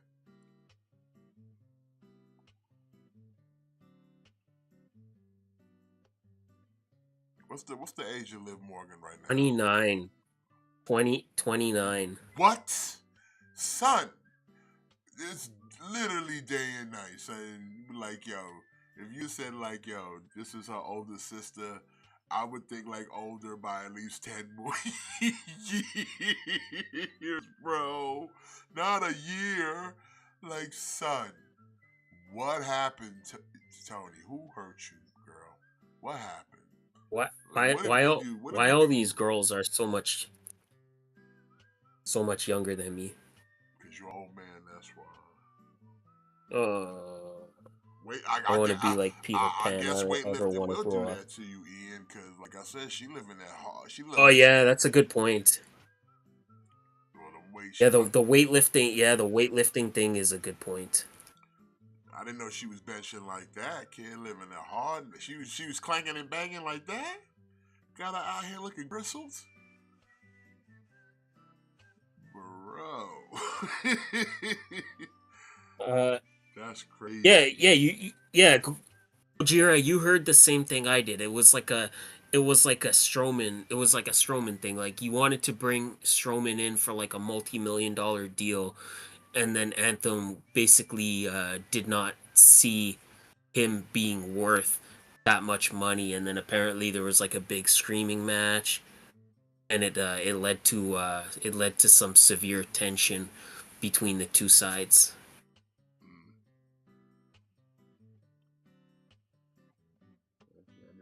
case, I mean, you can buy that with the one wanting to buy.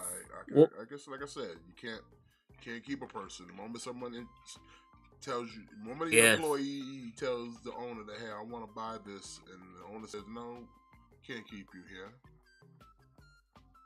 Well, I sort of did not hear that part.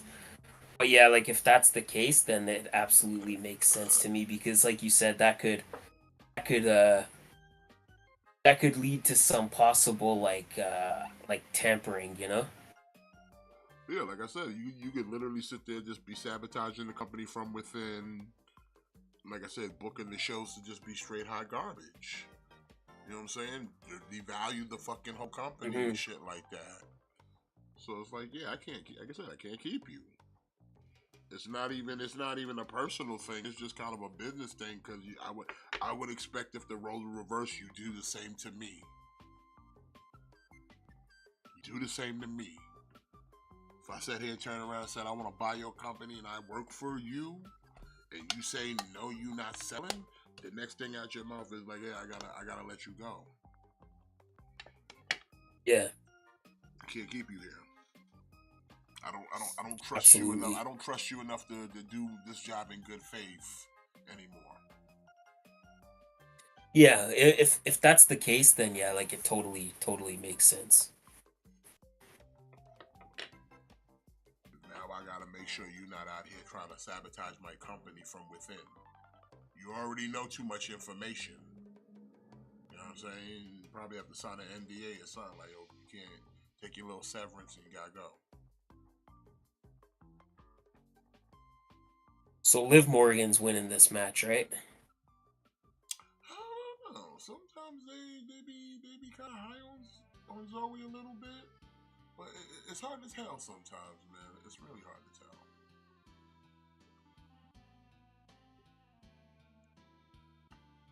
Plus, my boat just got a little rocky, so I got to jump on another ship. Monday nights be tough sometimes, but it's okay. You sometimes just gotta be patient on the sea. But she be gentle to you as long as you don't disrespect her. Mm.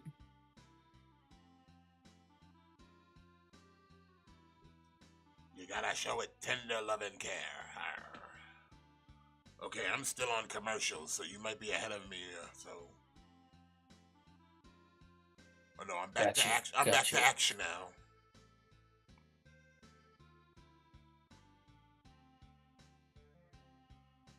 I don't know. Like I said, You think Liv's people? another one now. She doesn't look threatening. She never seems threatening to me. Like she needs to bulk up. I mean, don't go Zoe Stark level of bulk, but I mean that's the thing. Hold on, Do you she did think? Do you? weightlifting, but she's not even that ripped.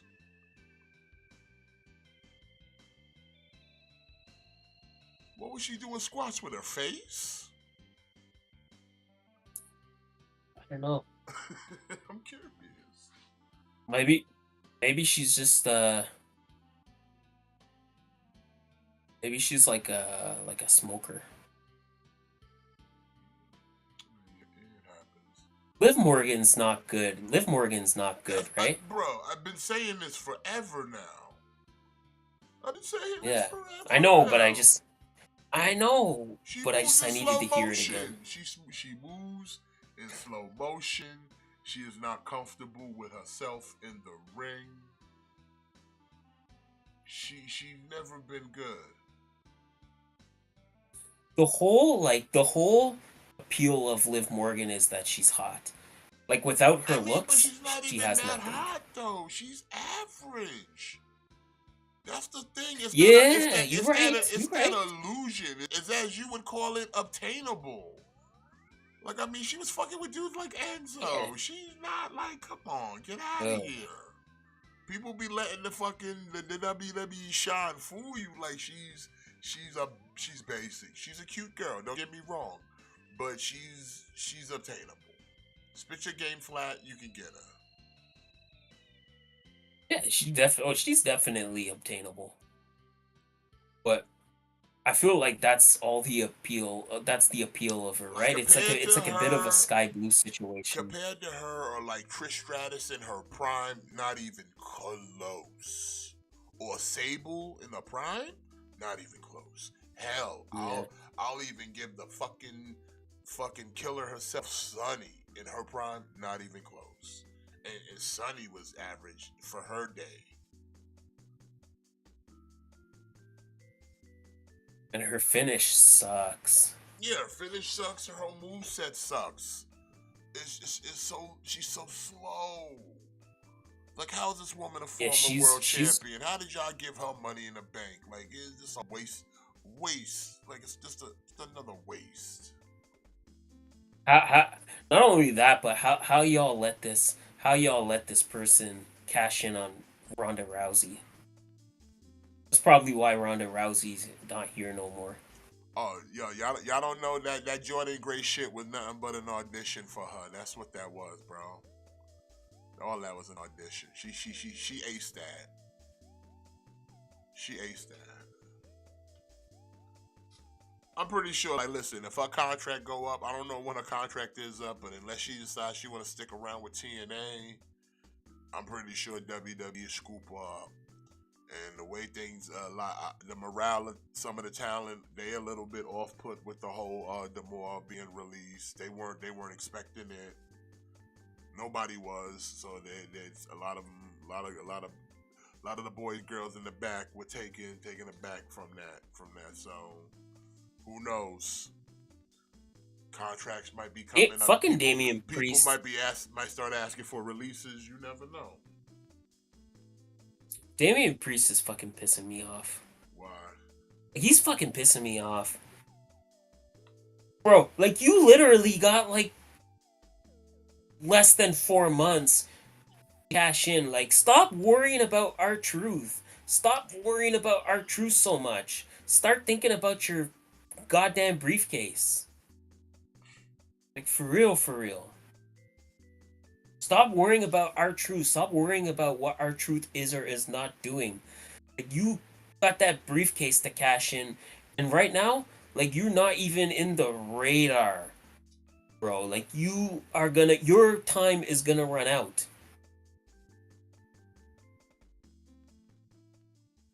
Like, how is Seth Rollins is injured? He can't even defend himself. How are you not trying to cash in right now? Like, god damn, get your shit together.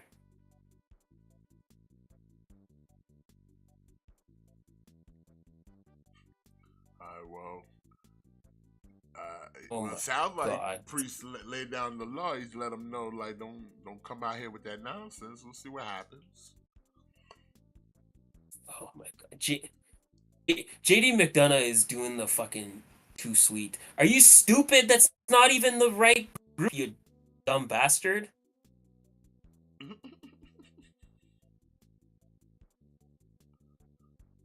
Oh my god. What is happening? Maybe he figures they can throw up the too sweet because he's hanging out with Finn, the OG leader of the club, baby. Oh my god. Bianca and Montez. Oh my god. Who's watching this shit? Oh my god. Well, we got who's wrestling out here tonight? JD McDonough versus taking on Truth. Okay, well Yeah. I'm pretty sure we're gonna get to see the Miz. The Miz here tonight. Probably come help the Truth out. Yeah.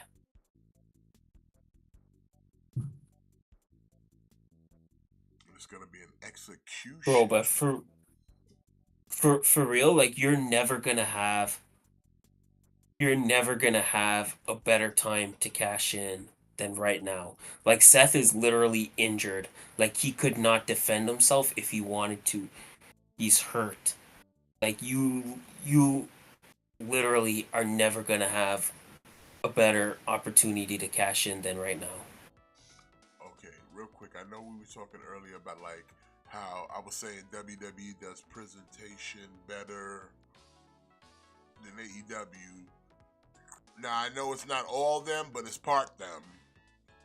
The show with Bianca and Montez, the advert for that is way more elaborate than if you see the advert for the Taya Johnny TV show.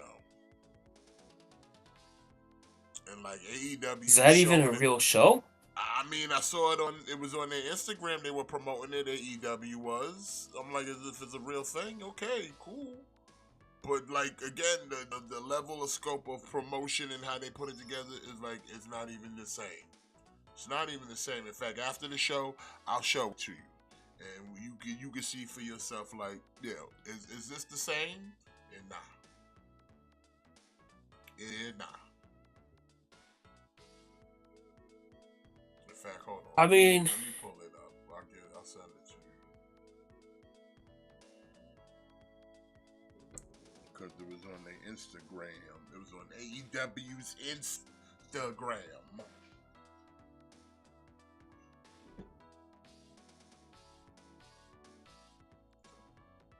Since it's a commercial right now on Raw, so I can.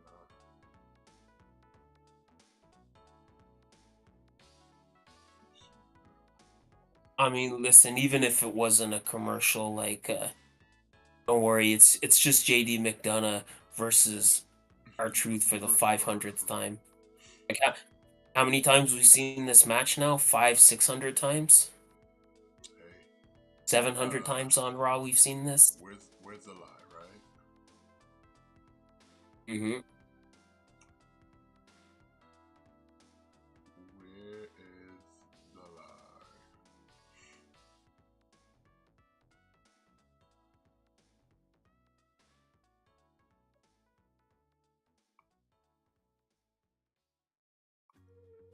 Let me see here. Where is that thing? I gotta search it. It's probably all the way in the feed where it's like forever gone. Let's search.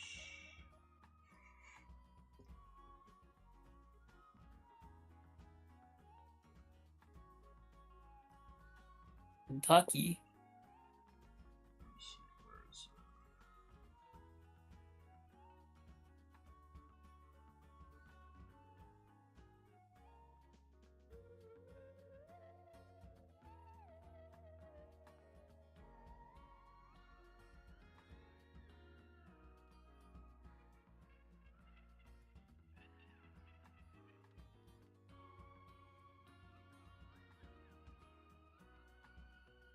Yeah, they're booking it as the first romantic comedy, first wrestling duo romantic comedy shit. Hold on, where is it?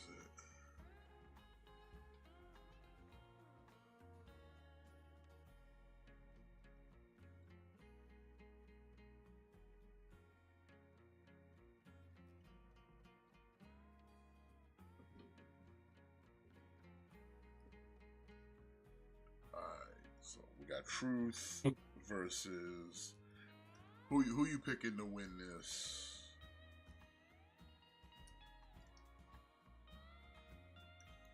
Probably the Truth.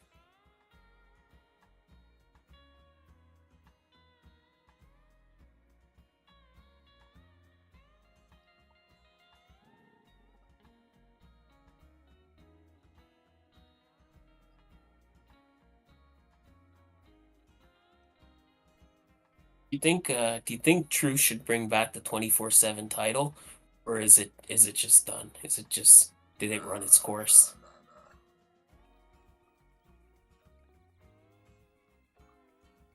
Now Miz trying to call Truth.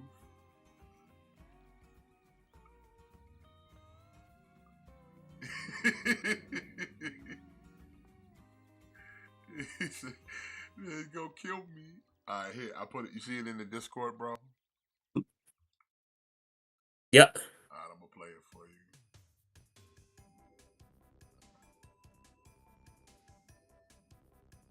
Flips. I love flips. No, we're not doing flips. Flip. I'm AEW star Taya Valkyrie. mommy to Bowie and Presley, and married to the one, the only real-life action star, Johnny TV. When were you in a movie called The Barricade? The Squall at Malls. Barricade.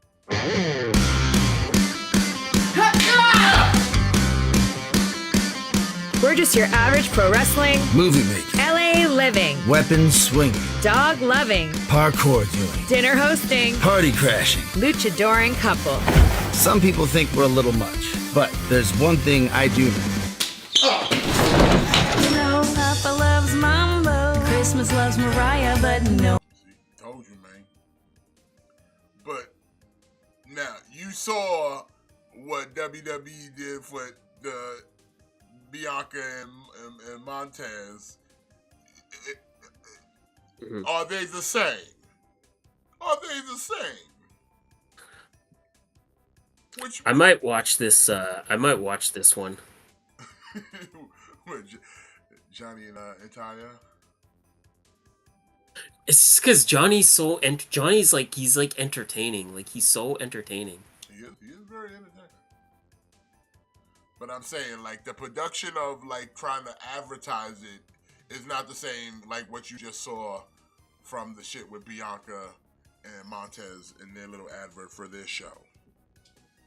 No, absolutely not. Absolutely, it's not the same.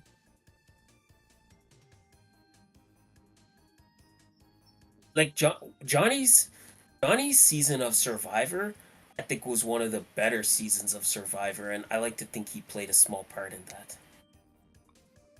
I didn't even know Johnny was on Survivor. Yeah. That's how much I checked out of Survivor a long time ago. He didn't do exceptionally well. How long did he last? He did well. He did too well. You know what? A simple Google search. I'll tell you. I know, like, he got, Hold on, I got a cat at my door. Give me a second. Entertain. So for anyone wondering, Johnny was the 7th person voted out. He was voted out number 7.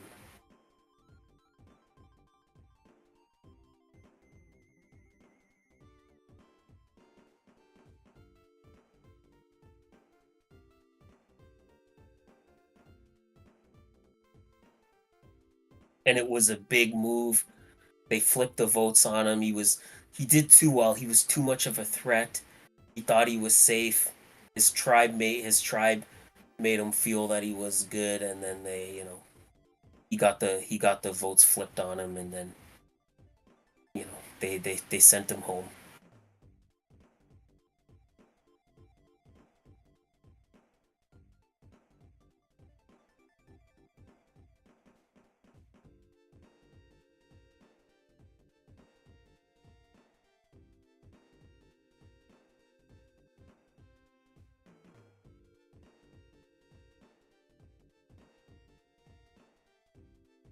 Alright, I'm back. All right.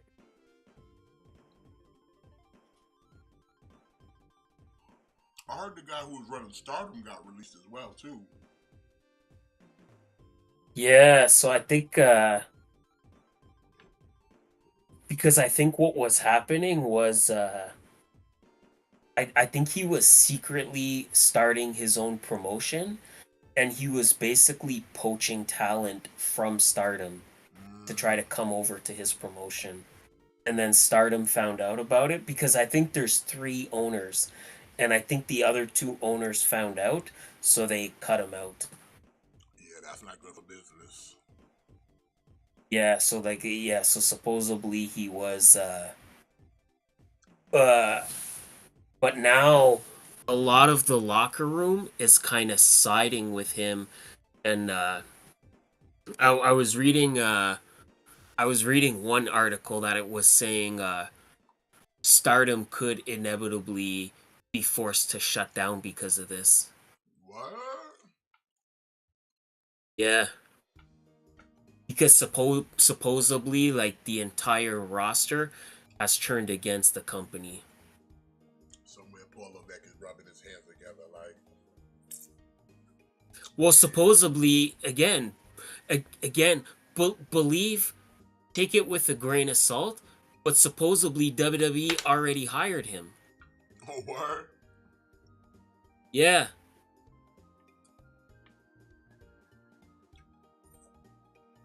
Said trying to go international, baby. And like apparently that was a big factor for Julia signing with WWE because she was like, if he's going to WWE, I'm going there with him. That's what's up. Julia. Again, it's sort of a developing story, but much like the TNA thing, like it seems like a lot of the locker room is kind of siding with him, and they kind of don't want to work for Stardom anymore, and yeah, like basically the company could be in trouble. Well, you know, like anything, come from the ashes of one will birth something anew. Yeah. That's usually how wrestling works.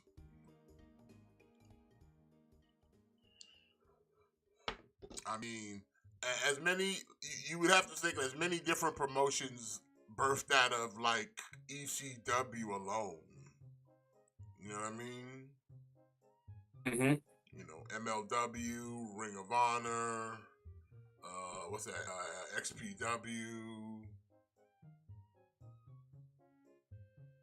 Like all out of the ashes are out of ECW. Yeah. I mean, you can almost say like GCW.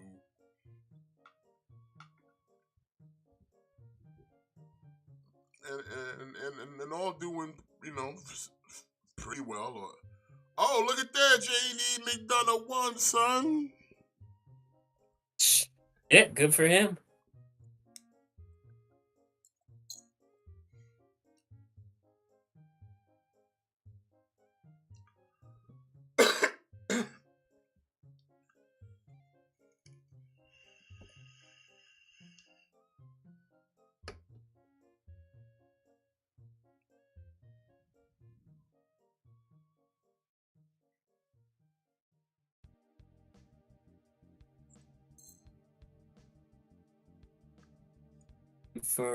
Good for JD. Now what they're gonna do to Truth.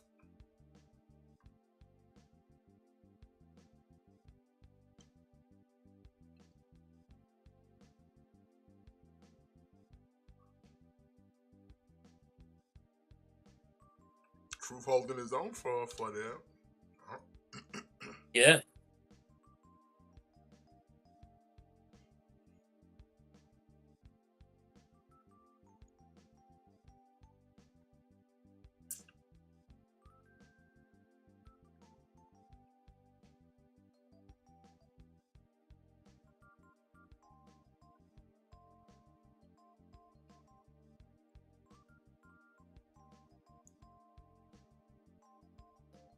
DIY.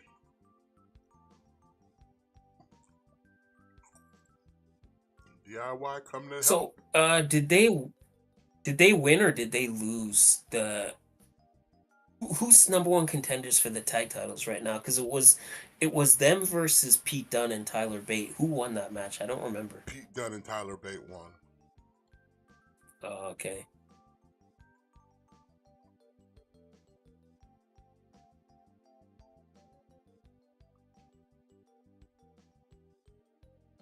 Why do we have so many talking segments tonight?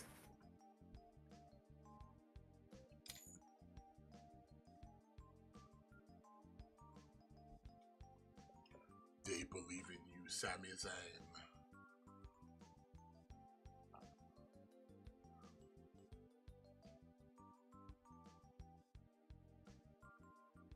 Sami Zayn, Shinsuke Nakamura.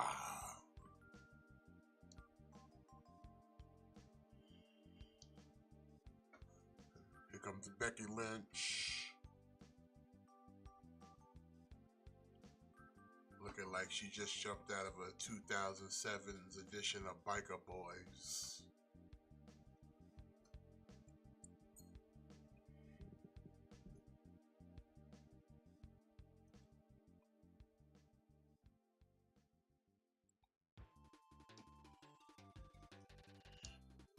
Braun Breaker and Corbin going up against the Mafioso boys? Yeah.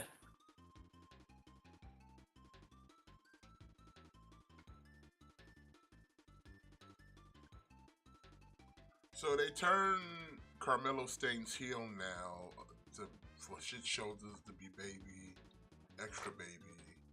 What are they gonna do with him? I thought he was going to the main roster.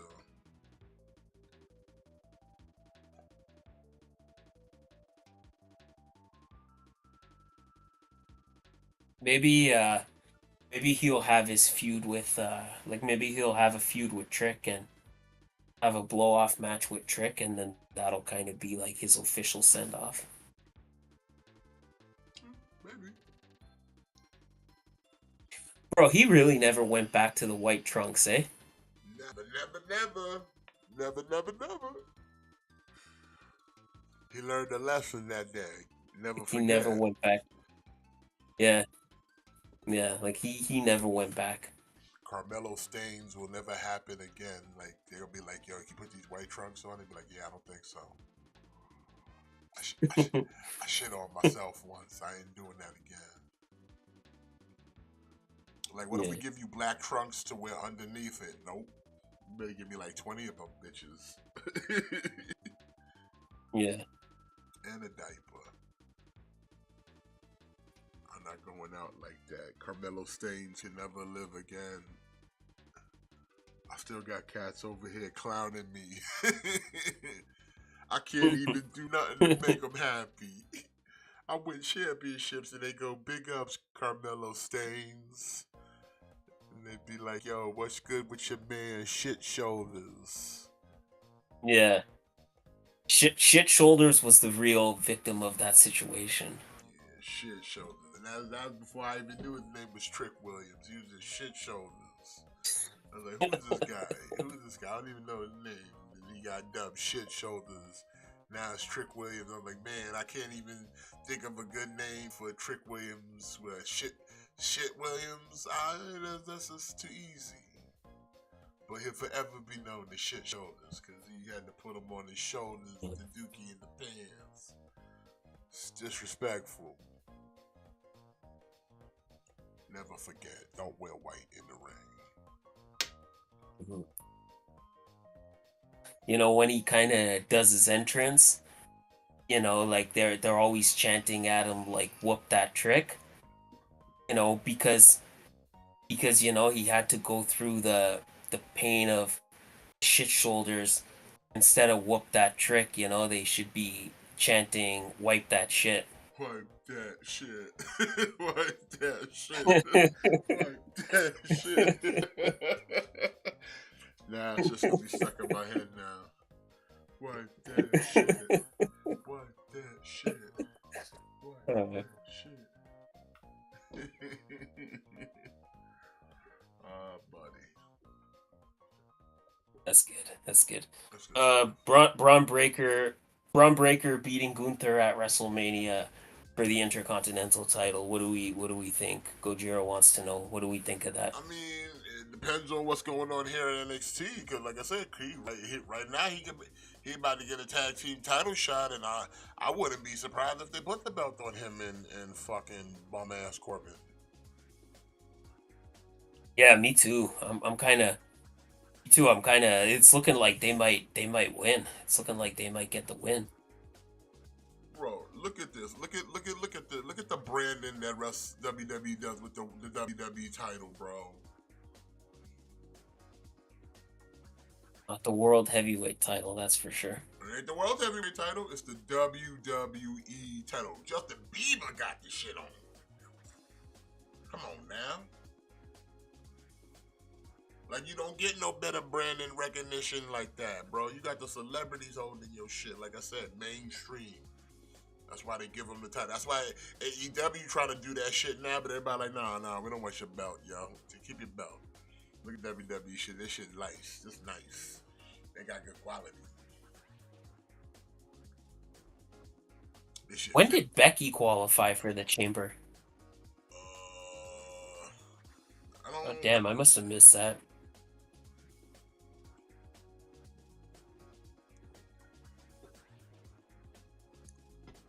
I don't know. She just in. That's all you need to know. Yeah. Why? Don't worry about it. Well, she qualified last week. I forget who she beat, but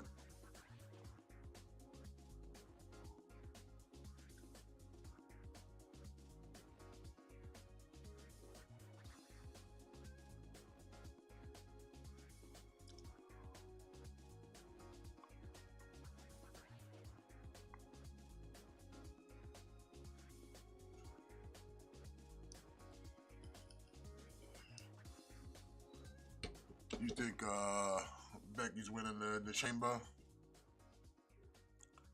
Probably. I need to know who the rest of the women are first before I make that decision, though, to be honest.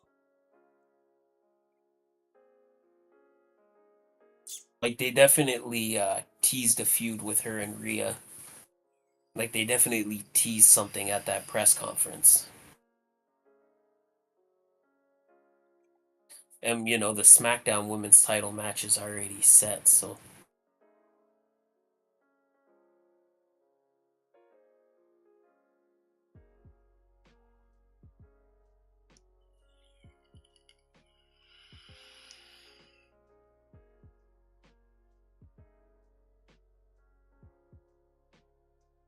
Like, is it just me, or is there, like, a lot of talking segments tonight? A lot of talking.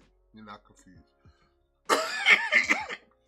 It's not just you. They talking too much right now. I need more wrestling. Less talking.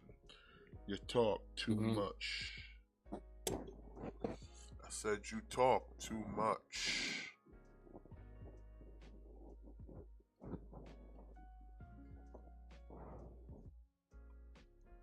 I mean, we need to like wrestle. Where the wrestling at? Come on, man. We could have had a match right now.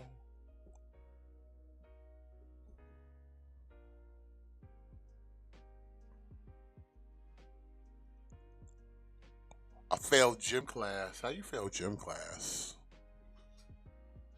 How you fail gym class? Yeah, for real. What, you couldn't play dodgeball? You couldn't play kickball? I feel like, I don't know. I don't know how y'all gym gym class, class like, was in Canada, but in America, at least in the New York City public school system, gym class was probably the easiest fucking class you'd want to have. It's the best class. It's the class where you actually do nothing. And like the form of exercise that was given to you was limited to basic shit, and then they like, all right, go off and do some activities for a few minutes until it's time to fucking leave. Like, go do something. And then you just run around in the gym and do something. You might play ball. You might do some shit or whatever. Or do some pull-ups or whatever the fuck. It's just like, bro, gym class was easy as fuck. I don't know what y'all have to do. Did they sit there and make y'all do like actual exercise? No, like, that's the thing is, like, I didn't even most gym classes I did not even participate, and I still passed. Like, I don't even see how you could fail. Like, gym class, like, basically you show up and you pass. Like, I don't even really see how you could fail gym class. Like, all they ask you to do is like just have a different set of clothing to be in gym, and then like, okay, and then you put on some shorts. And then, like, even when you get to high school, it's like, well, same thing. You get in the gym, you sit there on the floor, you might do, like, some stretches, and then it's like, all right, go outside and go do something on the field, or do something here in the gym, and that was it. And then when it was time to go back in, you go back in and you go back to regular class. Like, literally, gym was, like, a free fucking period, in my opinion. Yeah. Like, I don't, like, that shit you see on TV, that shit is a lie, son. Nobody was climbing no fucking ropes. Nobody doing none of that shit, bro. Like, if you would do anything athletic-wise, it was on your own accord. It was on your own accord. And dead ass. Yeah, and, like, again, I don't know if this is different in, like, other schools or like if this is different in other places. But like I know for me in my high school, like you were not even like showering. Like they were not trying to encourage like students getting naked. Nah, we didn't do none of that either. We You didn't know, do that. what I'm saying? We had a locker room where you could change. There was a shower in that motherfucker. Ain't nobody was showering in that Yeah. bitch. You change whatever. You might throw on some deodorant afterwards, but ain't nobody was taking no shower. Nah. Nobody was doing none of that up in there, bro. Like I said, the shit you see on TV, they might have done that shit back in the days, but they didn't do that in my day. Yeah, like us too. It was the same thing. Like you had a locker room and there was showers there, but like yeah, you didn't use them. But you would go in the locker room and you would change, but like nobody was Yeah, taking their and that's like boxers I said, off. gym was a free period. Like I said, if you were doing any activity within that gym class other than the little mandatory stretches they made you do in the beginning, that shit was on your own accord. So if you wanted to sit there and do a game of pickup, that's on you to sweat it up. You want to run over there to the handball court and play a game of handball, that's on you. You did that shit. And other people just walk around the track or sit on the bleachers, but they're like, bro, that shit was a free period, son. Mhm. Mhm. Just make sure you back in here when the bell ring, and then go back and change and get to your next class. But like I said, Yeah. none of that shit, son. That's what I said. How you fail gym class? Gym class is literally the easiest class you can have outside of like homeroom or sub up in your bitch. It's just like a Like, free, and I like a always free liked, day. I always had gym class in the morning, and I liked getting gym class like right before lunch. Like gym class before lunch hit different. Because then you knew you got to that third period, and then you're like, oh fuck, like finally I just gotta coast through gym class, and then I'm about to go for lunch, I'm about to get a break.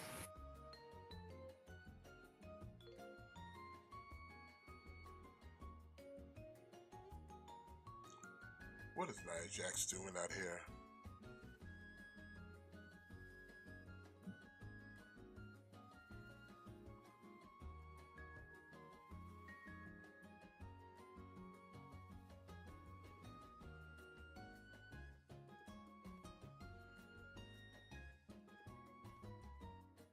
What is?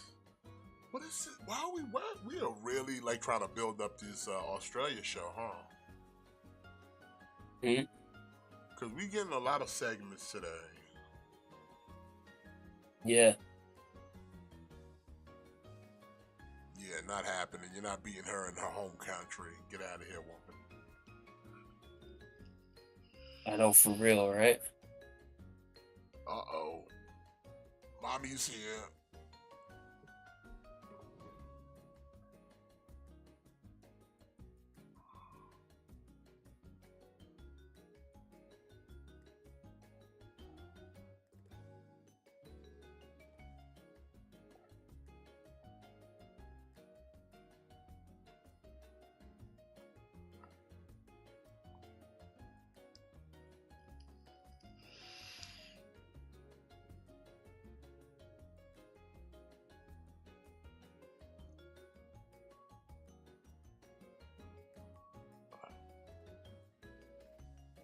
A week from Saturday.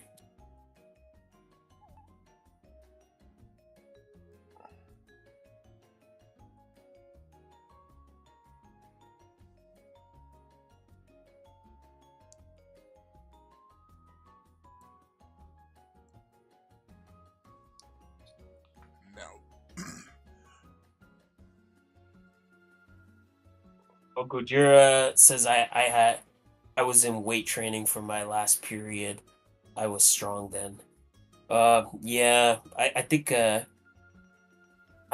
like you would, for us, like weight room was part of like gym, but sometimes you would be in the gym and sometimes you would be in the weight room. Like usually it would like alternate And then even in like the weight room, again, it was very much the same thing. Like they would have like stationary bikes, and they would play movies, and then like you could just literally Weight go on the room, bike and weight room watch a is only movie. for the teams. If you ain't on the team, there was no weights. You had to be on the team. So like if I got weights, it's because I played on the football team, so I could hit the weights. I can get buff and get big.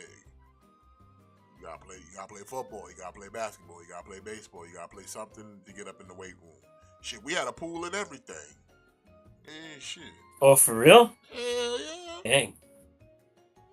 Indoor pool. Shit. Motherfuckers didn't even know that shit existed. That shit was hidden, son. That shit was hidden like a motherfucker. Like, yeah, son, we got a pool. Had separate shower, whole system going up at Beach Channel, son. We used to they let us rock the pool during, like, we had to go to oceanography class during the summertime before you started the semester. And we was up in the pool doing some oceanography shit, son. That shit was wild. We was on boats and all kind of crazy shit. Oh, that's cool. Yeah, but I took none of that, and I was like, fuck this fish stuff. I like swimming, but I don't give a fuck about the ocean like that. I just like to swim in the ocean. Definitely.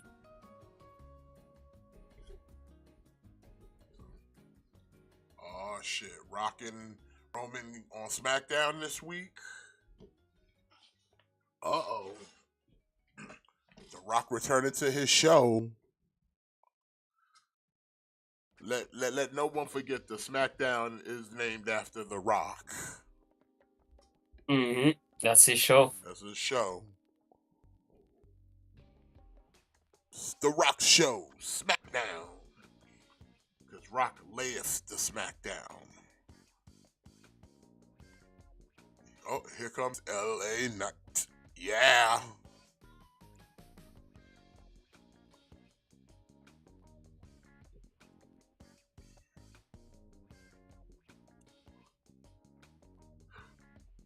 Like again, like LA Knight versus Ivar.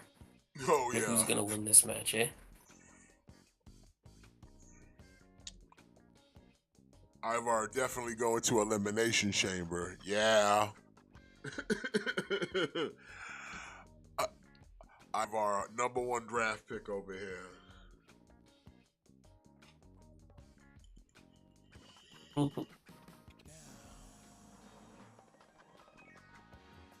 Yeah.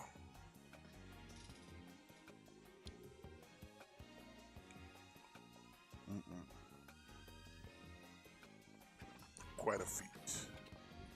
Yeah, you see, I don't know. I'm watching because I'm on a different boat. Like they're showing the promotion for WrestleMania, and like I said, it's Rock, Roman, Cody, and Seth all staring each other down.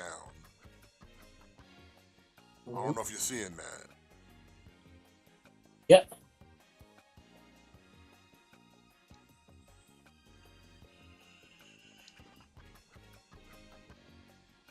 WrestleMania. Yeah, let's fucking go. April 6th, April 7th, 2 nights. I can't believe we're now living in a world where you get 2 nights of WrestleMania. Like, if you'd have told younger me this, like, back in, like, 80s, 88, I'd have, like, man, get the fuck out of here. You think my parents are paying for 2 pay-per-views? Get the fuck out of here. Yeah, like I had a hard enough time getting my parents to splurge for one night of WrestleMania. Yeah. 2 nights would never Get happen. the fuck out of here. You think you made money in this bitch? You know what I'm saying? Fuck it, hey, bro. I could never. Could never in my wildest to be like, yeah, two nights of... Like I said, the only reason they can get away with this now is because they're on the network and they got Peacock. But if they were still operating on a pay-per-view structure, they wouldn't be doing 2 nights because ain't no way. Ain't no way. Yeah. Especially back in the days when they were like $55 a pop, and I'm talking Yeah. this was the price at 80 standard. cents at 80s standards price. Yeah. You expect a person to drop a hundo? Nah, man. These better be the greatest shows on motherfucking earth. I better bust when this shit is over. Yeah. Like, I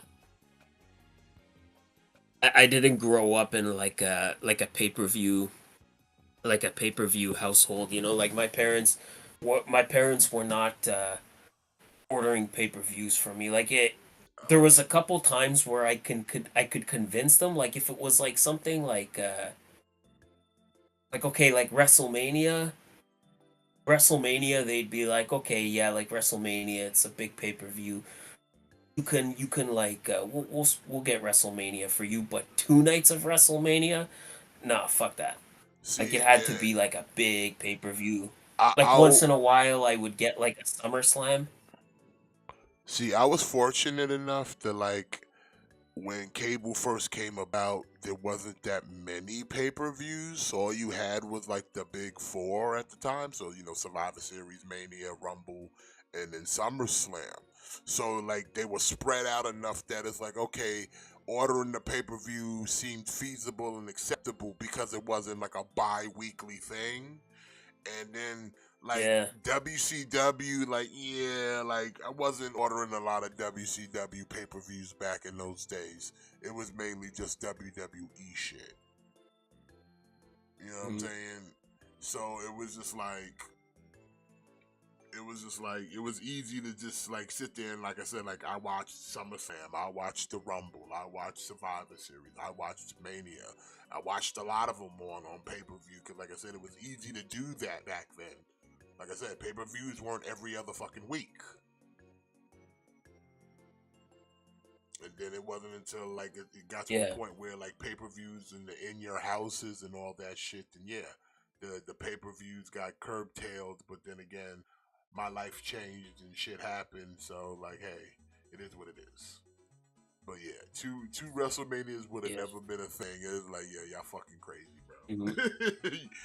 bro. The the the only other pay-per-view I could always kind of get them to splurge on, and it was only when it first started, but like the ECW like one night stand pay-per-views. Like I remember I had a good couple of years with that because I'd be like, oh, it's like a one-off show, like it's never gonna happen again. Plus, And they they were like, weren't that okay, well, expensive. The fuck, if ECW it's a shows, one-off. I remember they weren't that expensive. They were And probably then like like 35 bucks. when I got to high school, but and then I started making like like I'm well like I had friends before high school, but like high school was a little bit different, and I would eventually like my cousin and my friends, we'd all get together and watch the pay-per-views, and we would like alternate houses. Yeah. So that kind of then like that kind of worked a little bit because I'd be like, okay, I would, like I'd tell my parents like, oh, I got no choice because the rotation, and now it's my turn, and if we don't watch the pay-per-view here, we're gonna get kicked out of the rotation. So we kind of had no choice. And then after that, I learned about jumping on a boat, and I never went back. Once I unlocked the ability to jump on a boat, I never went back. I agree. Once I unlocked that skill, it was like, yeah, my days of paying for pay-per-views are done. I mean, I still had Peacock, but like all the pay-per-views, like yeah, I'm not paying for all this. There's too much. There's too much wrestling to consume now. Yeah. Like seriously, imagine if you really thought about like in all the wrestling that there is, and you try to buy pay-per-views and stuff now, your cable bill will be off the Yeah. chart.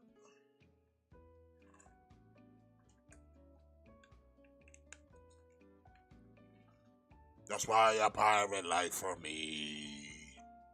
Yep.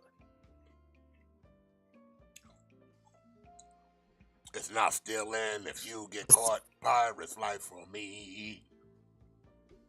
It's like, you know, like especially with all the other stuff, like with the GCW shows and like that kind of stuff.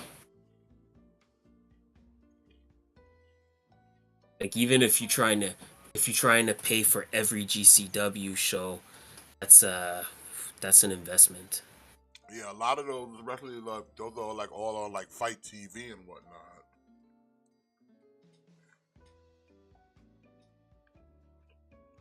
And those cost money.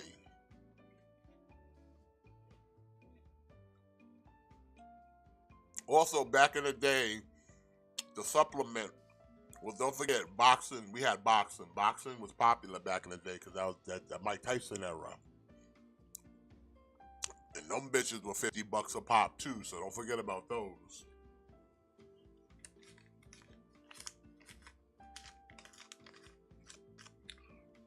Because Tyson was hot in the streets. But yeah, my parents were not they were not generous when it came to pay-per-views. They were not generous when it came to pay-per-views. Like they were, but you know, it was a thing where like if I was trying to order like the Great American Bash or like Unforgiven, like it wasn't happening. Like it wasn't happening. But like a SummerSlam or like a Royal Rumble, like I could pull that off.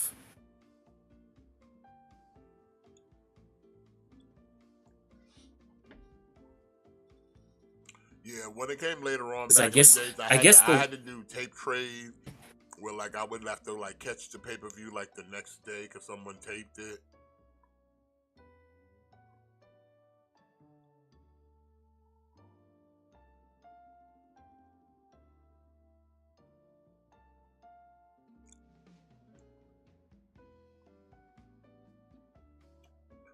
But like I would have to like watch it immediately before Raw or Nitro so I don't get spoiled. Yeah. Going on Cessburger. Plus, we didn't have the computer like that, so people out there just out here blabbing mouth.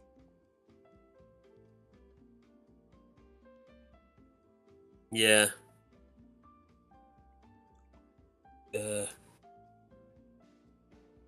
Good old days. Nobody can wait for anything no more. No. What's the main event for Raw? Nakamura and Sami Zayn? Sami Zayn.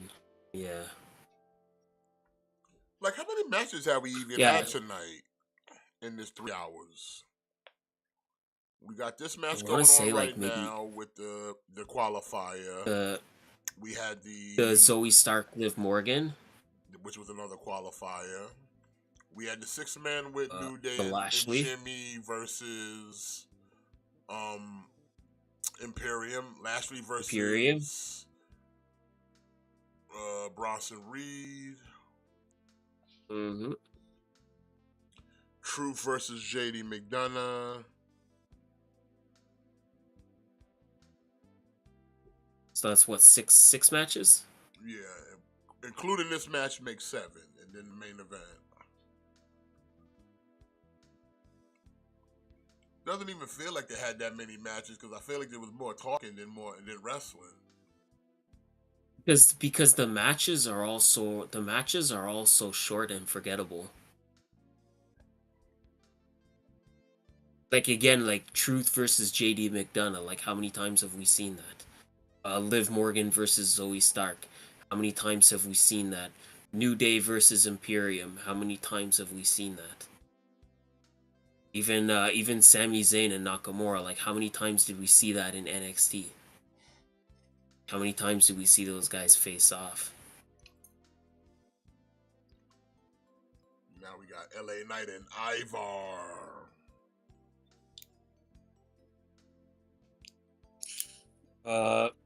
Ojira says WrestleMania 2000 was the best value. All day WrestleMania coverage plus the event for $60. Oh, I remember that. And then that was a good one when they did like the they did like the whole history of WrestleMania that day because it was like the anniversary. I remember that. And Ian says, back in the day, illegal black boxes got the pay-per-views for free. There was a time I had some black boxes too, so I could watch a couple for free. I don't back in know. the day.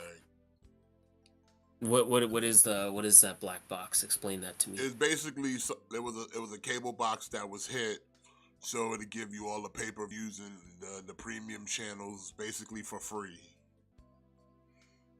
How would you acquire that?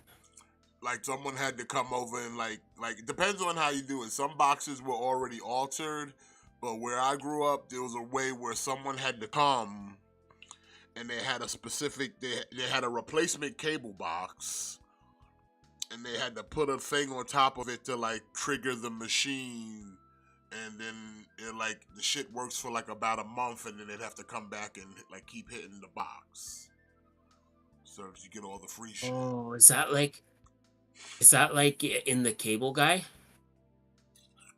Kinda. Like, in the Cable Guy? Like, in the Cable Guy at the beginning of the movie, like, he tells him, like, he's like, ask the Cable Guy to unlock your box or whatever and give you all the pay-per-views for free, and you just tip him. Is it something like that? Like, would you have to, like, kind of tip off your Cable Guy? Well, no, or would it just the be person kind of wasn't like... a cable guy though. They had it's like the way they had, like I said, they would literally give you a different, like they would give you a cable box that looked like the cable box you already have, and then they put another device on top of that one, and just like hit the switch, and it does something to the cable box where it just triggers it to be unlocked.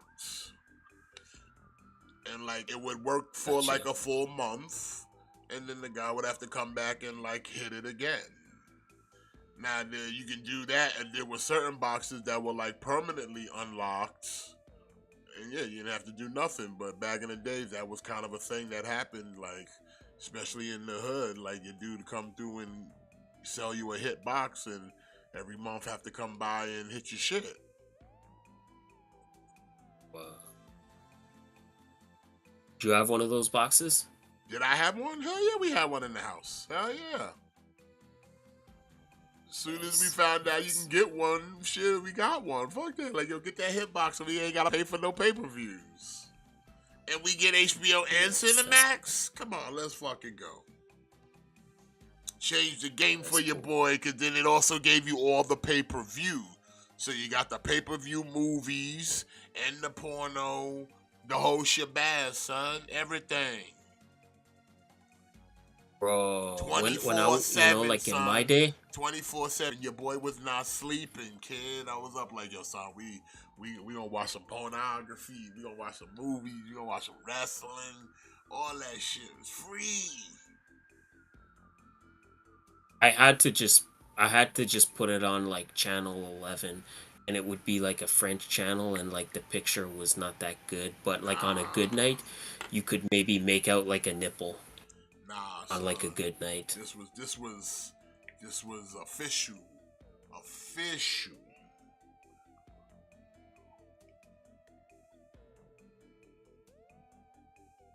Alright, so the last two to need to qualify: Miz versus Logan Paul and Dominic Mysterio versus Kevin Owens. Which two of those four men are gonna be the last to go in the Elimination Chamber? Yeah, I wonder. I wonder.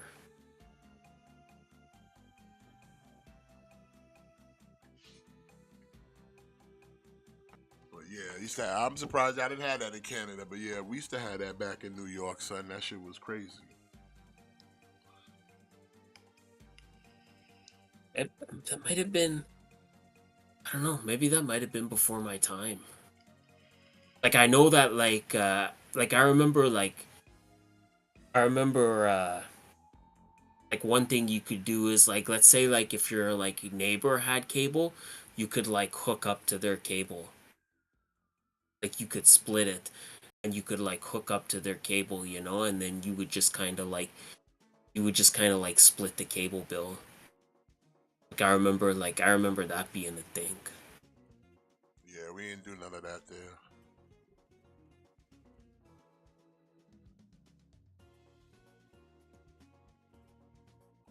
So like, like you'd like one person, like one neighbor, like like if you were in like a triplex or something, like one person would get the cable and then the other two people would like split it, and then you would all just like chip in for like the one bill.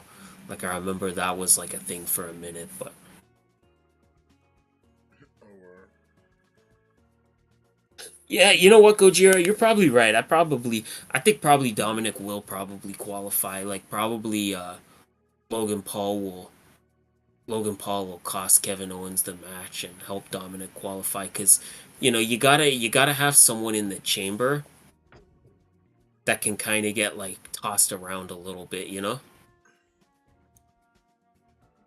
like you gotta have somebody in the chamber that you can like toss off of the roof or something, you know what I mean? And you're not doing that with McIntyre. You're not doing that with LA Knight. You're not doing that with Randy. You're not doing that with Lashley. You gotta have someone you can kind of throw them around a little bit. yeah, I agree. It's So probably Dominic will qualify. Someone will cost Kevin Owens a match, probably Logan Paul. but I don't see Logan Paul qualifying because he probably end up losing, getting Kevin Owens to probably cost him the match, and then the Miz will just go through there. There was no cameras.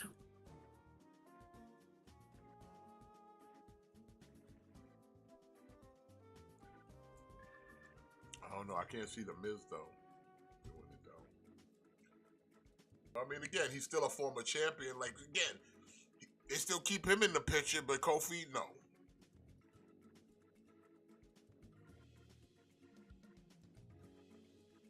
It makes no sense. Can anybody explain to me?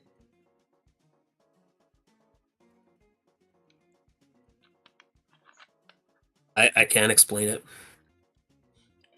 Is this match between Nakamura and Zayn, is this a special match or just a regular match?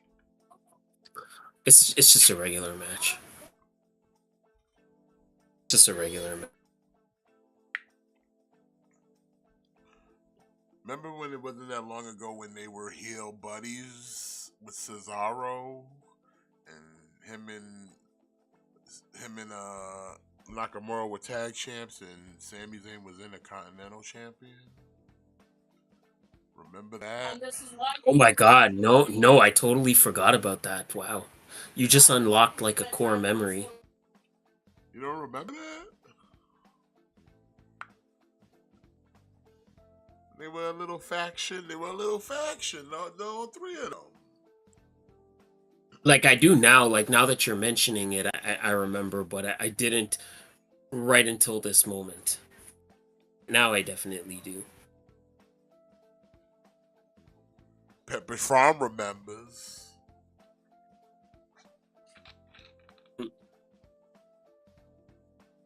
Yeah, you just like unlocked like a long dormant memory.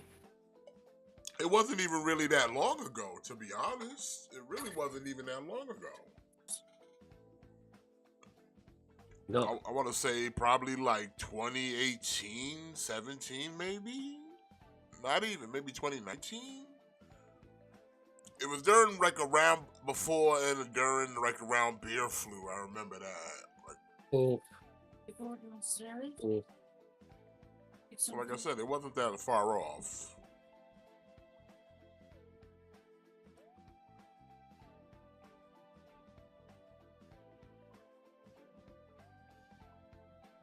Shotzi and Tiffany Stratton, Zelina Vega and Naomi.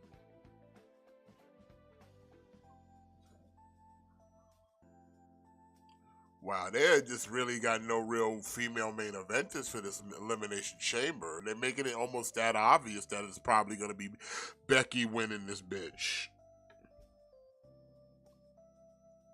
Especially if Yeah, you no. throw in people like I know, Shotzi for and real. Tiffany Stratton. Like, maybe Naomi I can see former champion, but Zelina Vega, like, come on.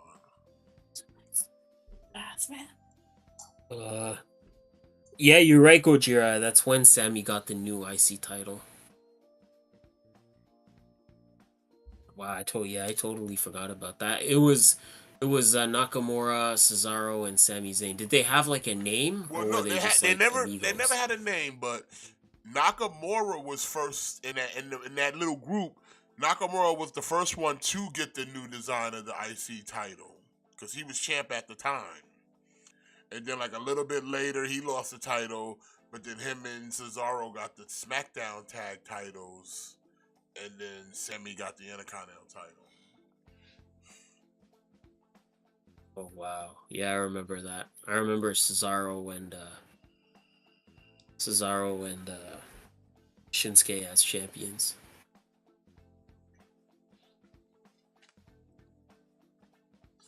Like, didn't they win like Didn't they win the titles in like a tables match or something?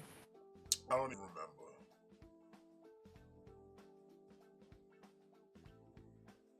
It's hard, man. Like there's so much. Like I've watched so much wrestling that unless it's like something like memorable, it tends to just not register in my memory.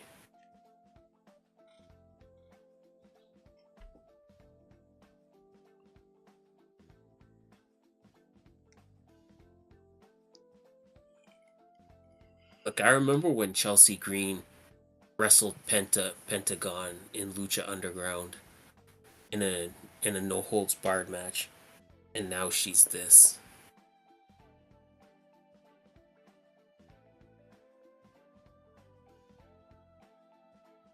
I remember there was like a ladder match Bro. with Sami Zayn, AJ, and Jeff Hardy, and they handcuffed Jeff Hardy's earlobe to the ladder, like through like the hole in his ear, like they put like a handcuff, and they handcuffed it to a ladder so he couldn't move. Like I remember that. Just like we called last week, a last chance battle royal. Yeah. Couldn't have saw that. Couldn't have saw that coming. Who'da thunk it? Oh, what? Last chance for the women that lost to get into the elimination chamber? What? What a shocker! Crazy. It's almost like I see the future or something. Confucius say. Man.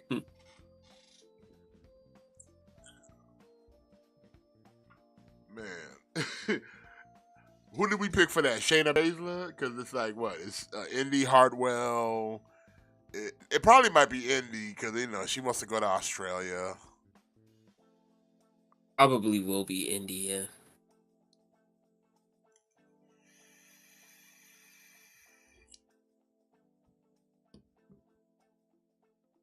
So again, in the chamber match right now, it's Becky, Bianca and Liv. It's Becky, Bianca, and Liv. And you know what? I think Becky actually defeated Shayna to qualify for the chamber. Yeah, she did. Yeah, because I think I remember seeing that match and just kind of being like, guess Shayna's not going to Elimination Chamber.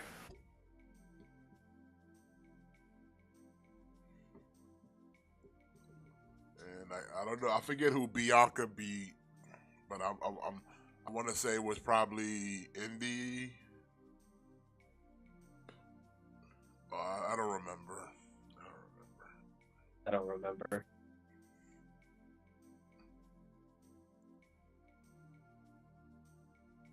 Mia Yim. Okay. Wow. Me Chin. Bro, I don't remember none of that.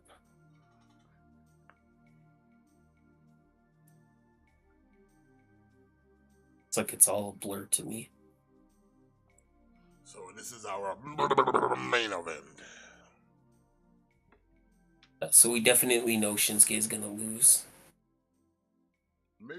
Maybe he'll win. Don't be talking. He because might. he loses all the main events.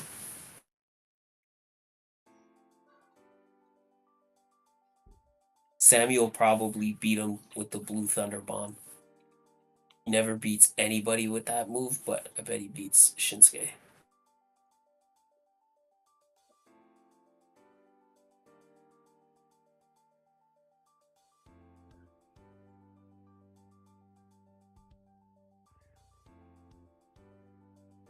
So even Cole said it. 2016 with that match in NXT.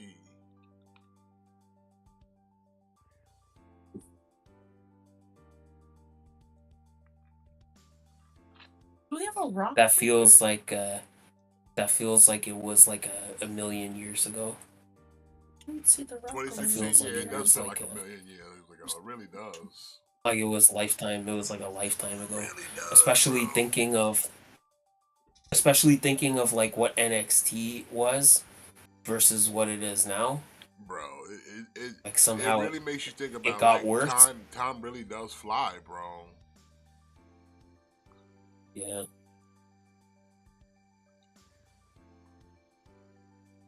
That's why I said Sammy needs to tighten up a little bit, man. Believe in the gym. Believe Yeah. in the gym. I'm tired of looking at this French Canadian dad bod. I want to see a French Canadian hard bod.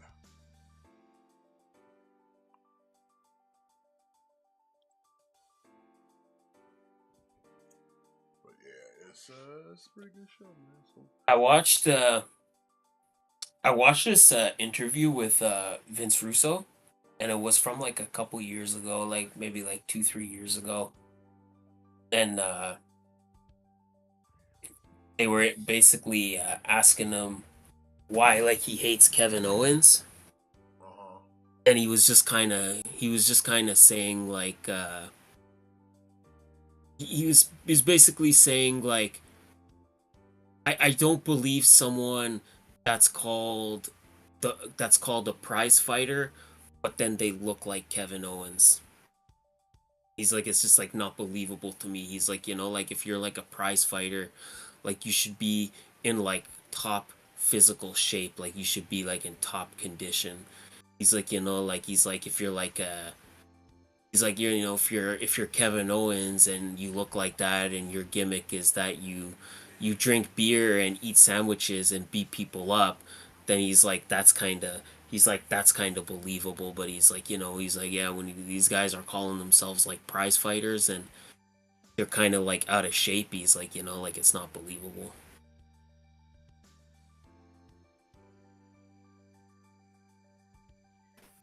I think to some degree there's like a little bit of truth to that. Yeah, I mean, Like he's another one who could go to tighten up a little bit. Like nothing against like a Kevin Owens or like a Sami Zayn, or even like I'll throw Eddie Kingston in that category. Like nothing against those guys. But yeah, like I agree a little bit, like if you want to kind of you want to be a world champion, you should look like a world champion.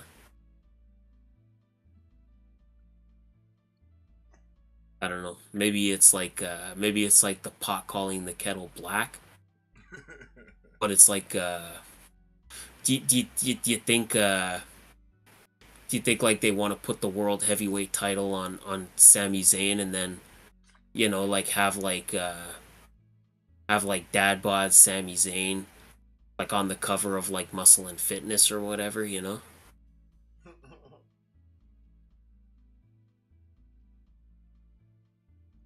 I don't know, like if that's fair, or if that's a fair statement, or if that's an unfair statement. I don't know, but it's just kind of something to think about, like.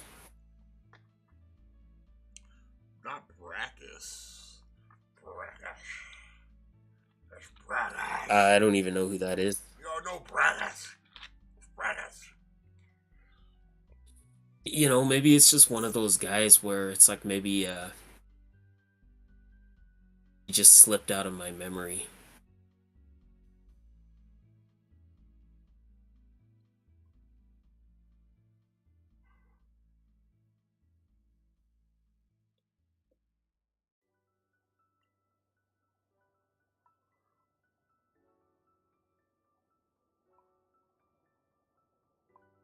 I can't wait for. They better not have commercials when they go to Netflix. If they have one commercial, I swear to God, if they try to sell me an automobile or some sort of prescription drug or a cheeseburger, no. I will be very upset and I will demand a refund from my boat. And I'll say, no, sir, I didn't like it. I'd like to get another boat, please.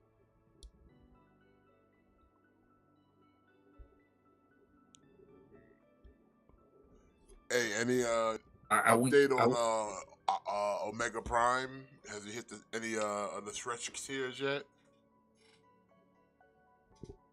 Oh, let me take a look.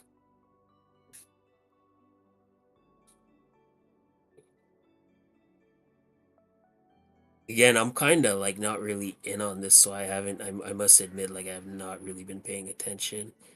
He's what's the first tier at? First tier's like 13 down or 1300, maybe. I think it was. He's not quite there. He's at 11,375.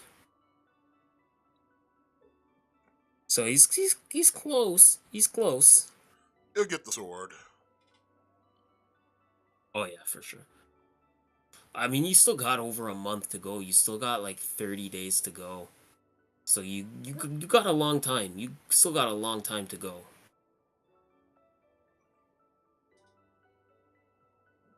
Did you see the I posted it in the group earlier. Did you see that Dobby? Yeah, I saw it. It's pretty sweet. Looks pretty good. Pretty good. Pretty good. And I think it comes with the he comes with the black hair or the white hair. Yeah. So you can kind of whichever one you want to pick. Fucking McFarlane, man. Dropping the ball, man. Dropping the Yeah, I don't know. Yeah, I don't know. Like unless McFarlane like announces a new wave and Dobby is in that wave, I might have to pick that one up.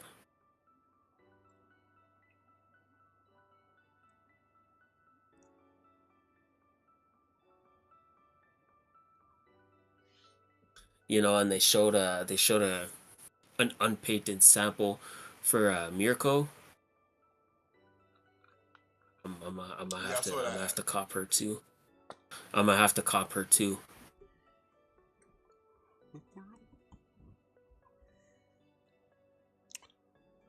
Like I said, I'm like somebody give me McFarlane's number so I could give him a call. Be like, what's wrong with you, man? Do you not like Yeah. money? Do you not like this? Do you want this? Another commercial. Come on, the match just came back from a commercial.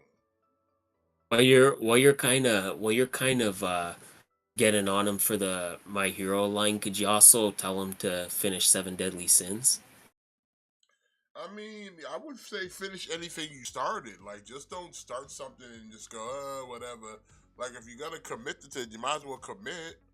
There's gonna be somebody out there that wants to fuck with you on that, so you might as well just go in on it.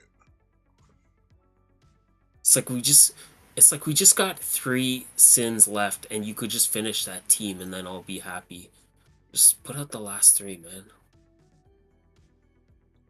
I mean, if it's a thing of like, okay, you don't want to mass produce and it don't sell, then sell that shit exclusively on your website.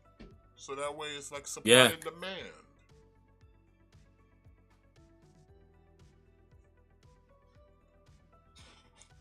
Because, I mean, if you was telling me that, I could buy My Hero Academia off of McFarlane website, then that's where I would just buy it from. I don't give a fuck. I'm not particular where I get Yeah. it from. Yeah, As like long I as think people it's just want available and the affordable, you know? yeah, like people just want the figures. Like nobody's gonna be like, oh, I'm not gonna buy from McFarlane's store. Like people just want the figures. People will get them from wherever.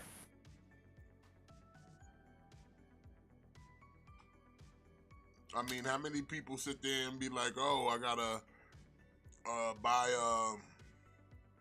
what you call it? Like the wrestling figures. Like a lot of wrestling fans, you gotta get the figures. You gotta probably go to ringside because BBTS ain't doing it like Yeah. that. The other sites ain't doing it like Yeah. that. So you gotta go through ringside. That's just the way it is. Yeah, it's just that's how it is, you know? It's not a big deal. Like I'll get them from wherever. You just tell me where to get them and then I'll buy them from there, but just make them. Yeah, if I can't find it on the streets, I go to the site that I know will definitely be carrying the shit, and then I buy it from them. Like my Gargoyles collection, my whole Gargoyle collection was built off of straight buying shit at Target, because Target's the spot that sells them. Walmart's starting to pick up on their Gargoyles a little bit, but not the way Target has. And like I said, I've completed the whole line off of Target. Yeah. Even though in the beginning I had a lot of these dudes pre-ordered and I canceled the pre-order and just like shit, I found them in the wild. I'll pick them up in the wild. Yeah. So it's like, yeah, man, like I said, like just keep making the figures, man. Like I don't understand why we gotta do all this. Like I said, even NECA does that. NECA be like, hey, we got some figures that we don't plan on putting out in the streets, but if you order it off of here in this window opportunity, you get you a piece. You know what I mean? Yeah.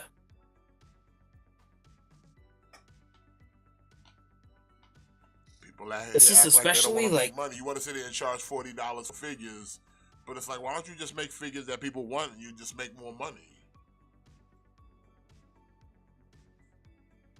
it's like, like especially the My Hero line, like there's so much like untapped potential with that line. Like there's still so much meat on the bone in terms of like characters he could make. Like there's so many characters he could make.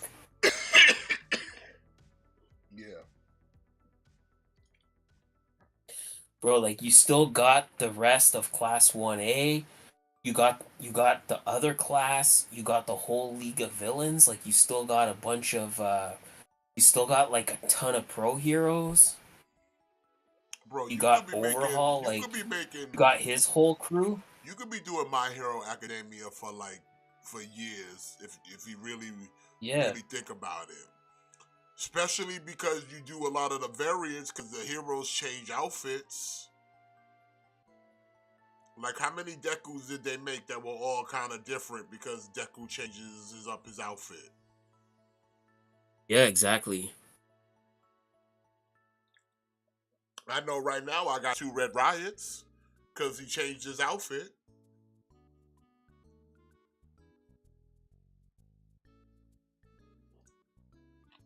I got 2 All Mights because he changed his outfit. Yeah. So it's That's like I don't know why serious. you lacking on this right now, McFarlane. Like, come on, man. It's like there's so much that he could do. There's so much he could do.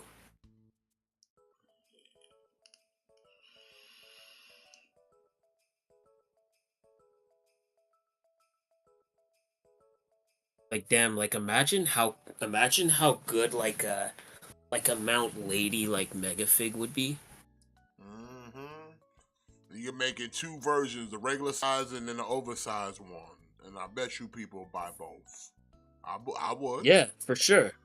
I would. You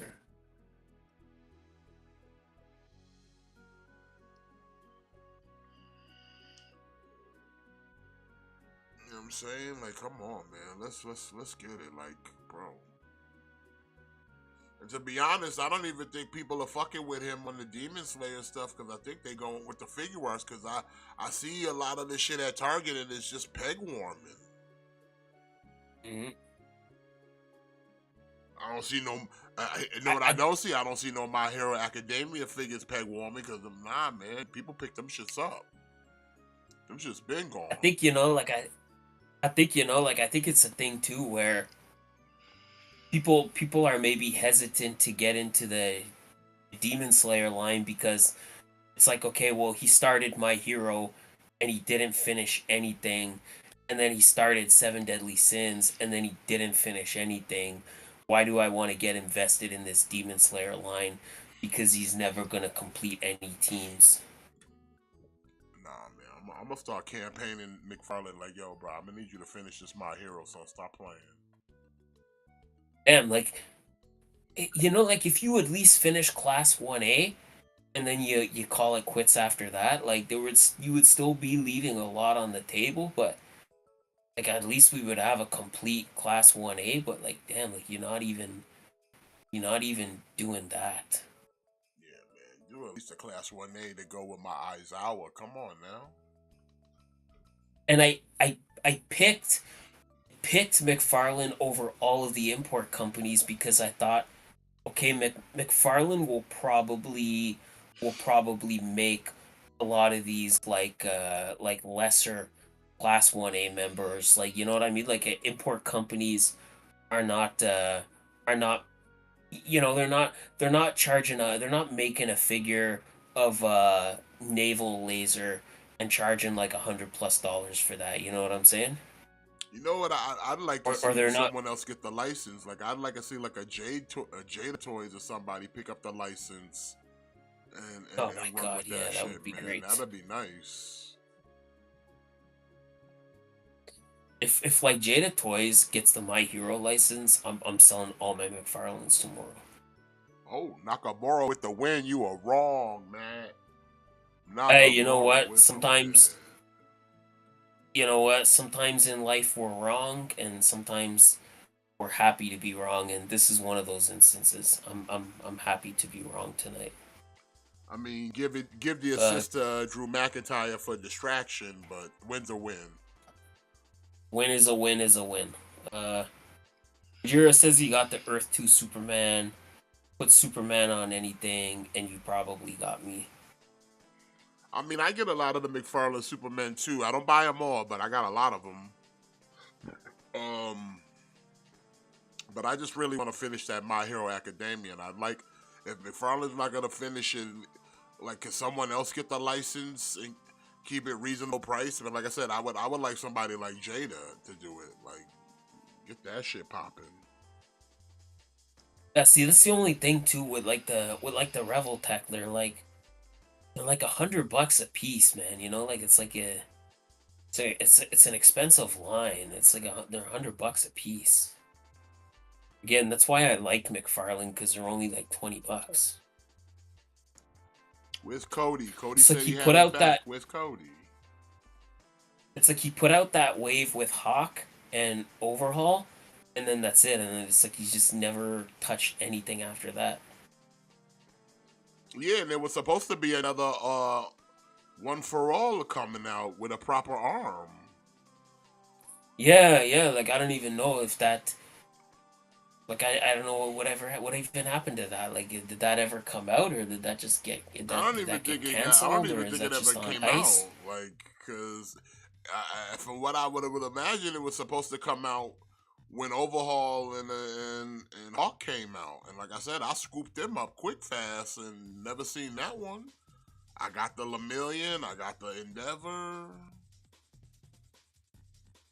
I got both Lemillions, the gold label and the regular version.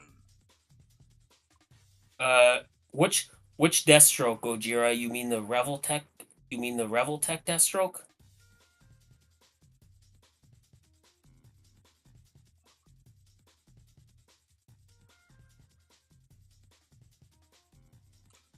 Drew versus Cody next week.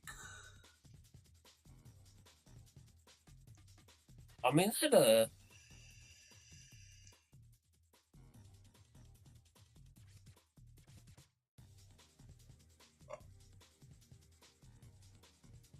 I mean, that's at least something. That's at least like a new match, I guess. Like we've never really seen that. Which I think the only one I have is the Arkham one. Is that the one you're referring to? The Arkham Deathstroke? All right, well, Raw is officially over, and I think that's gonna do it for us as well. But I do want to thank everybody for joining us tonight for Monday Night KliqBait Wrestling. I hope you guys had a good time chatting with us, talking wrestling, talking toys, talking shit, and just having a good time. If you did, smash that like. And if you're not subscribed already, hey, why aren't you?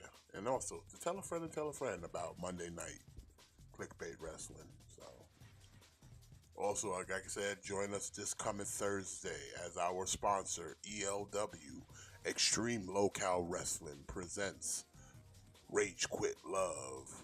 We'll have tremendous matches that night. 2 already on card. Like I said, the ELW Local Championship. King Cobra JFS defends his title against the Mukbang King, Nikocado Avocado. Also, you have a 4-way dance for the Almighty Championship. The champion, the Big Cat Snood, takes on that being said duo of ALT and Meerkat and the Buff Brit, the Marked Ones. All that and so much more. So make sure you join us Thursday night for that. And with that, we are out of here. I hope everybody enjoyed the show, enjoyed your night. Y'all have a good one. Enjoy the rest of your week. We'll see you back here next week. And hey, any last words, Matt, before we call it?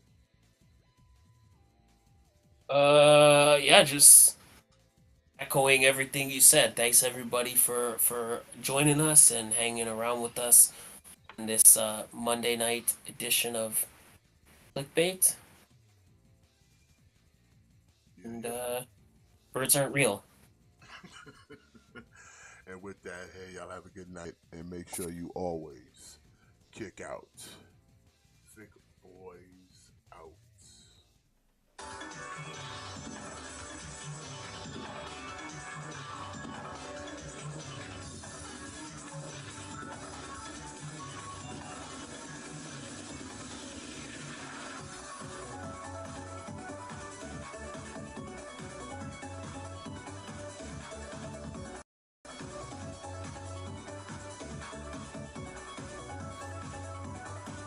We all need to work together to build a better life, to make what we feel.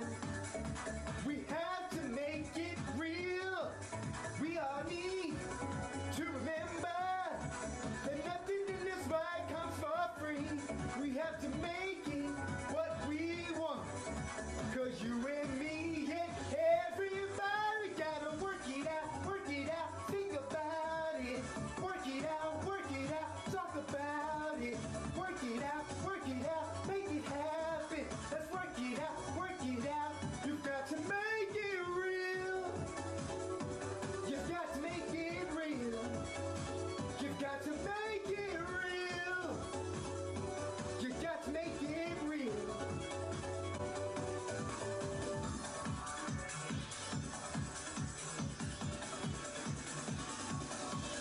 We all know that life is harder. It gets harder day by day. We can show that we are trying.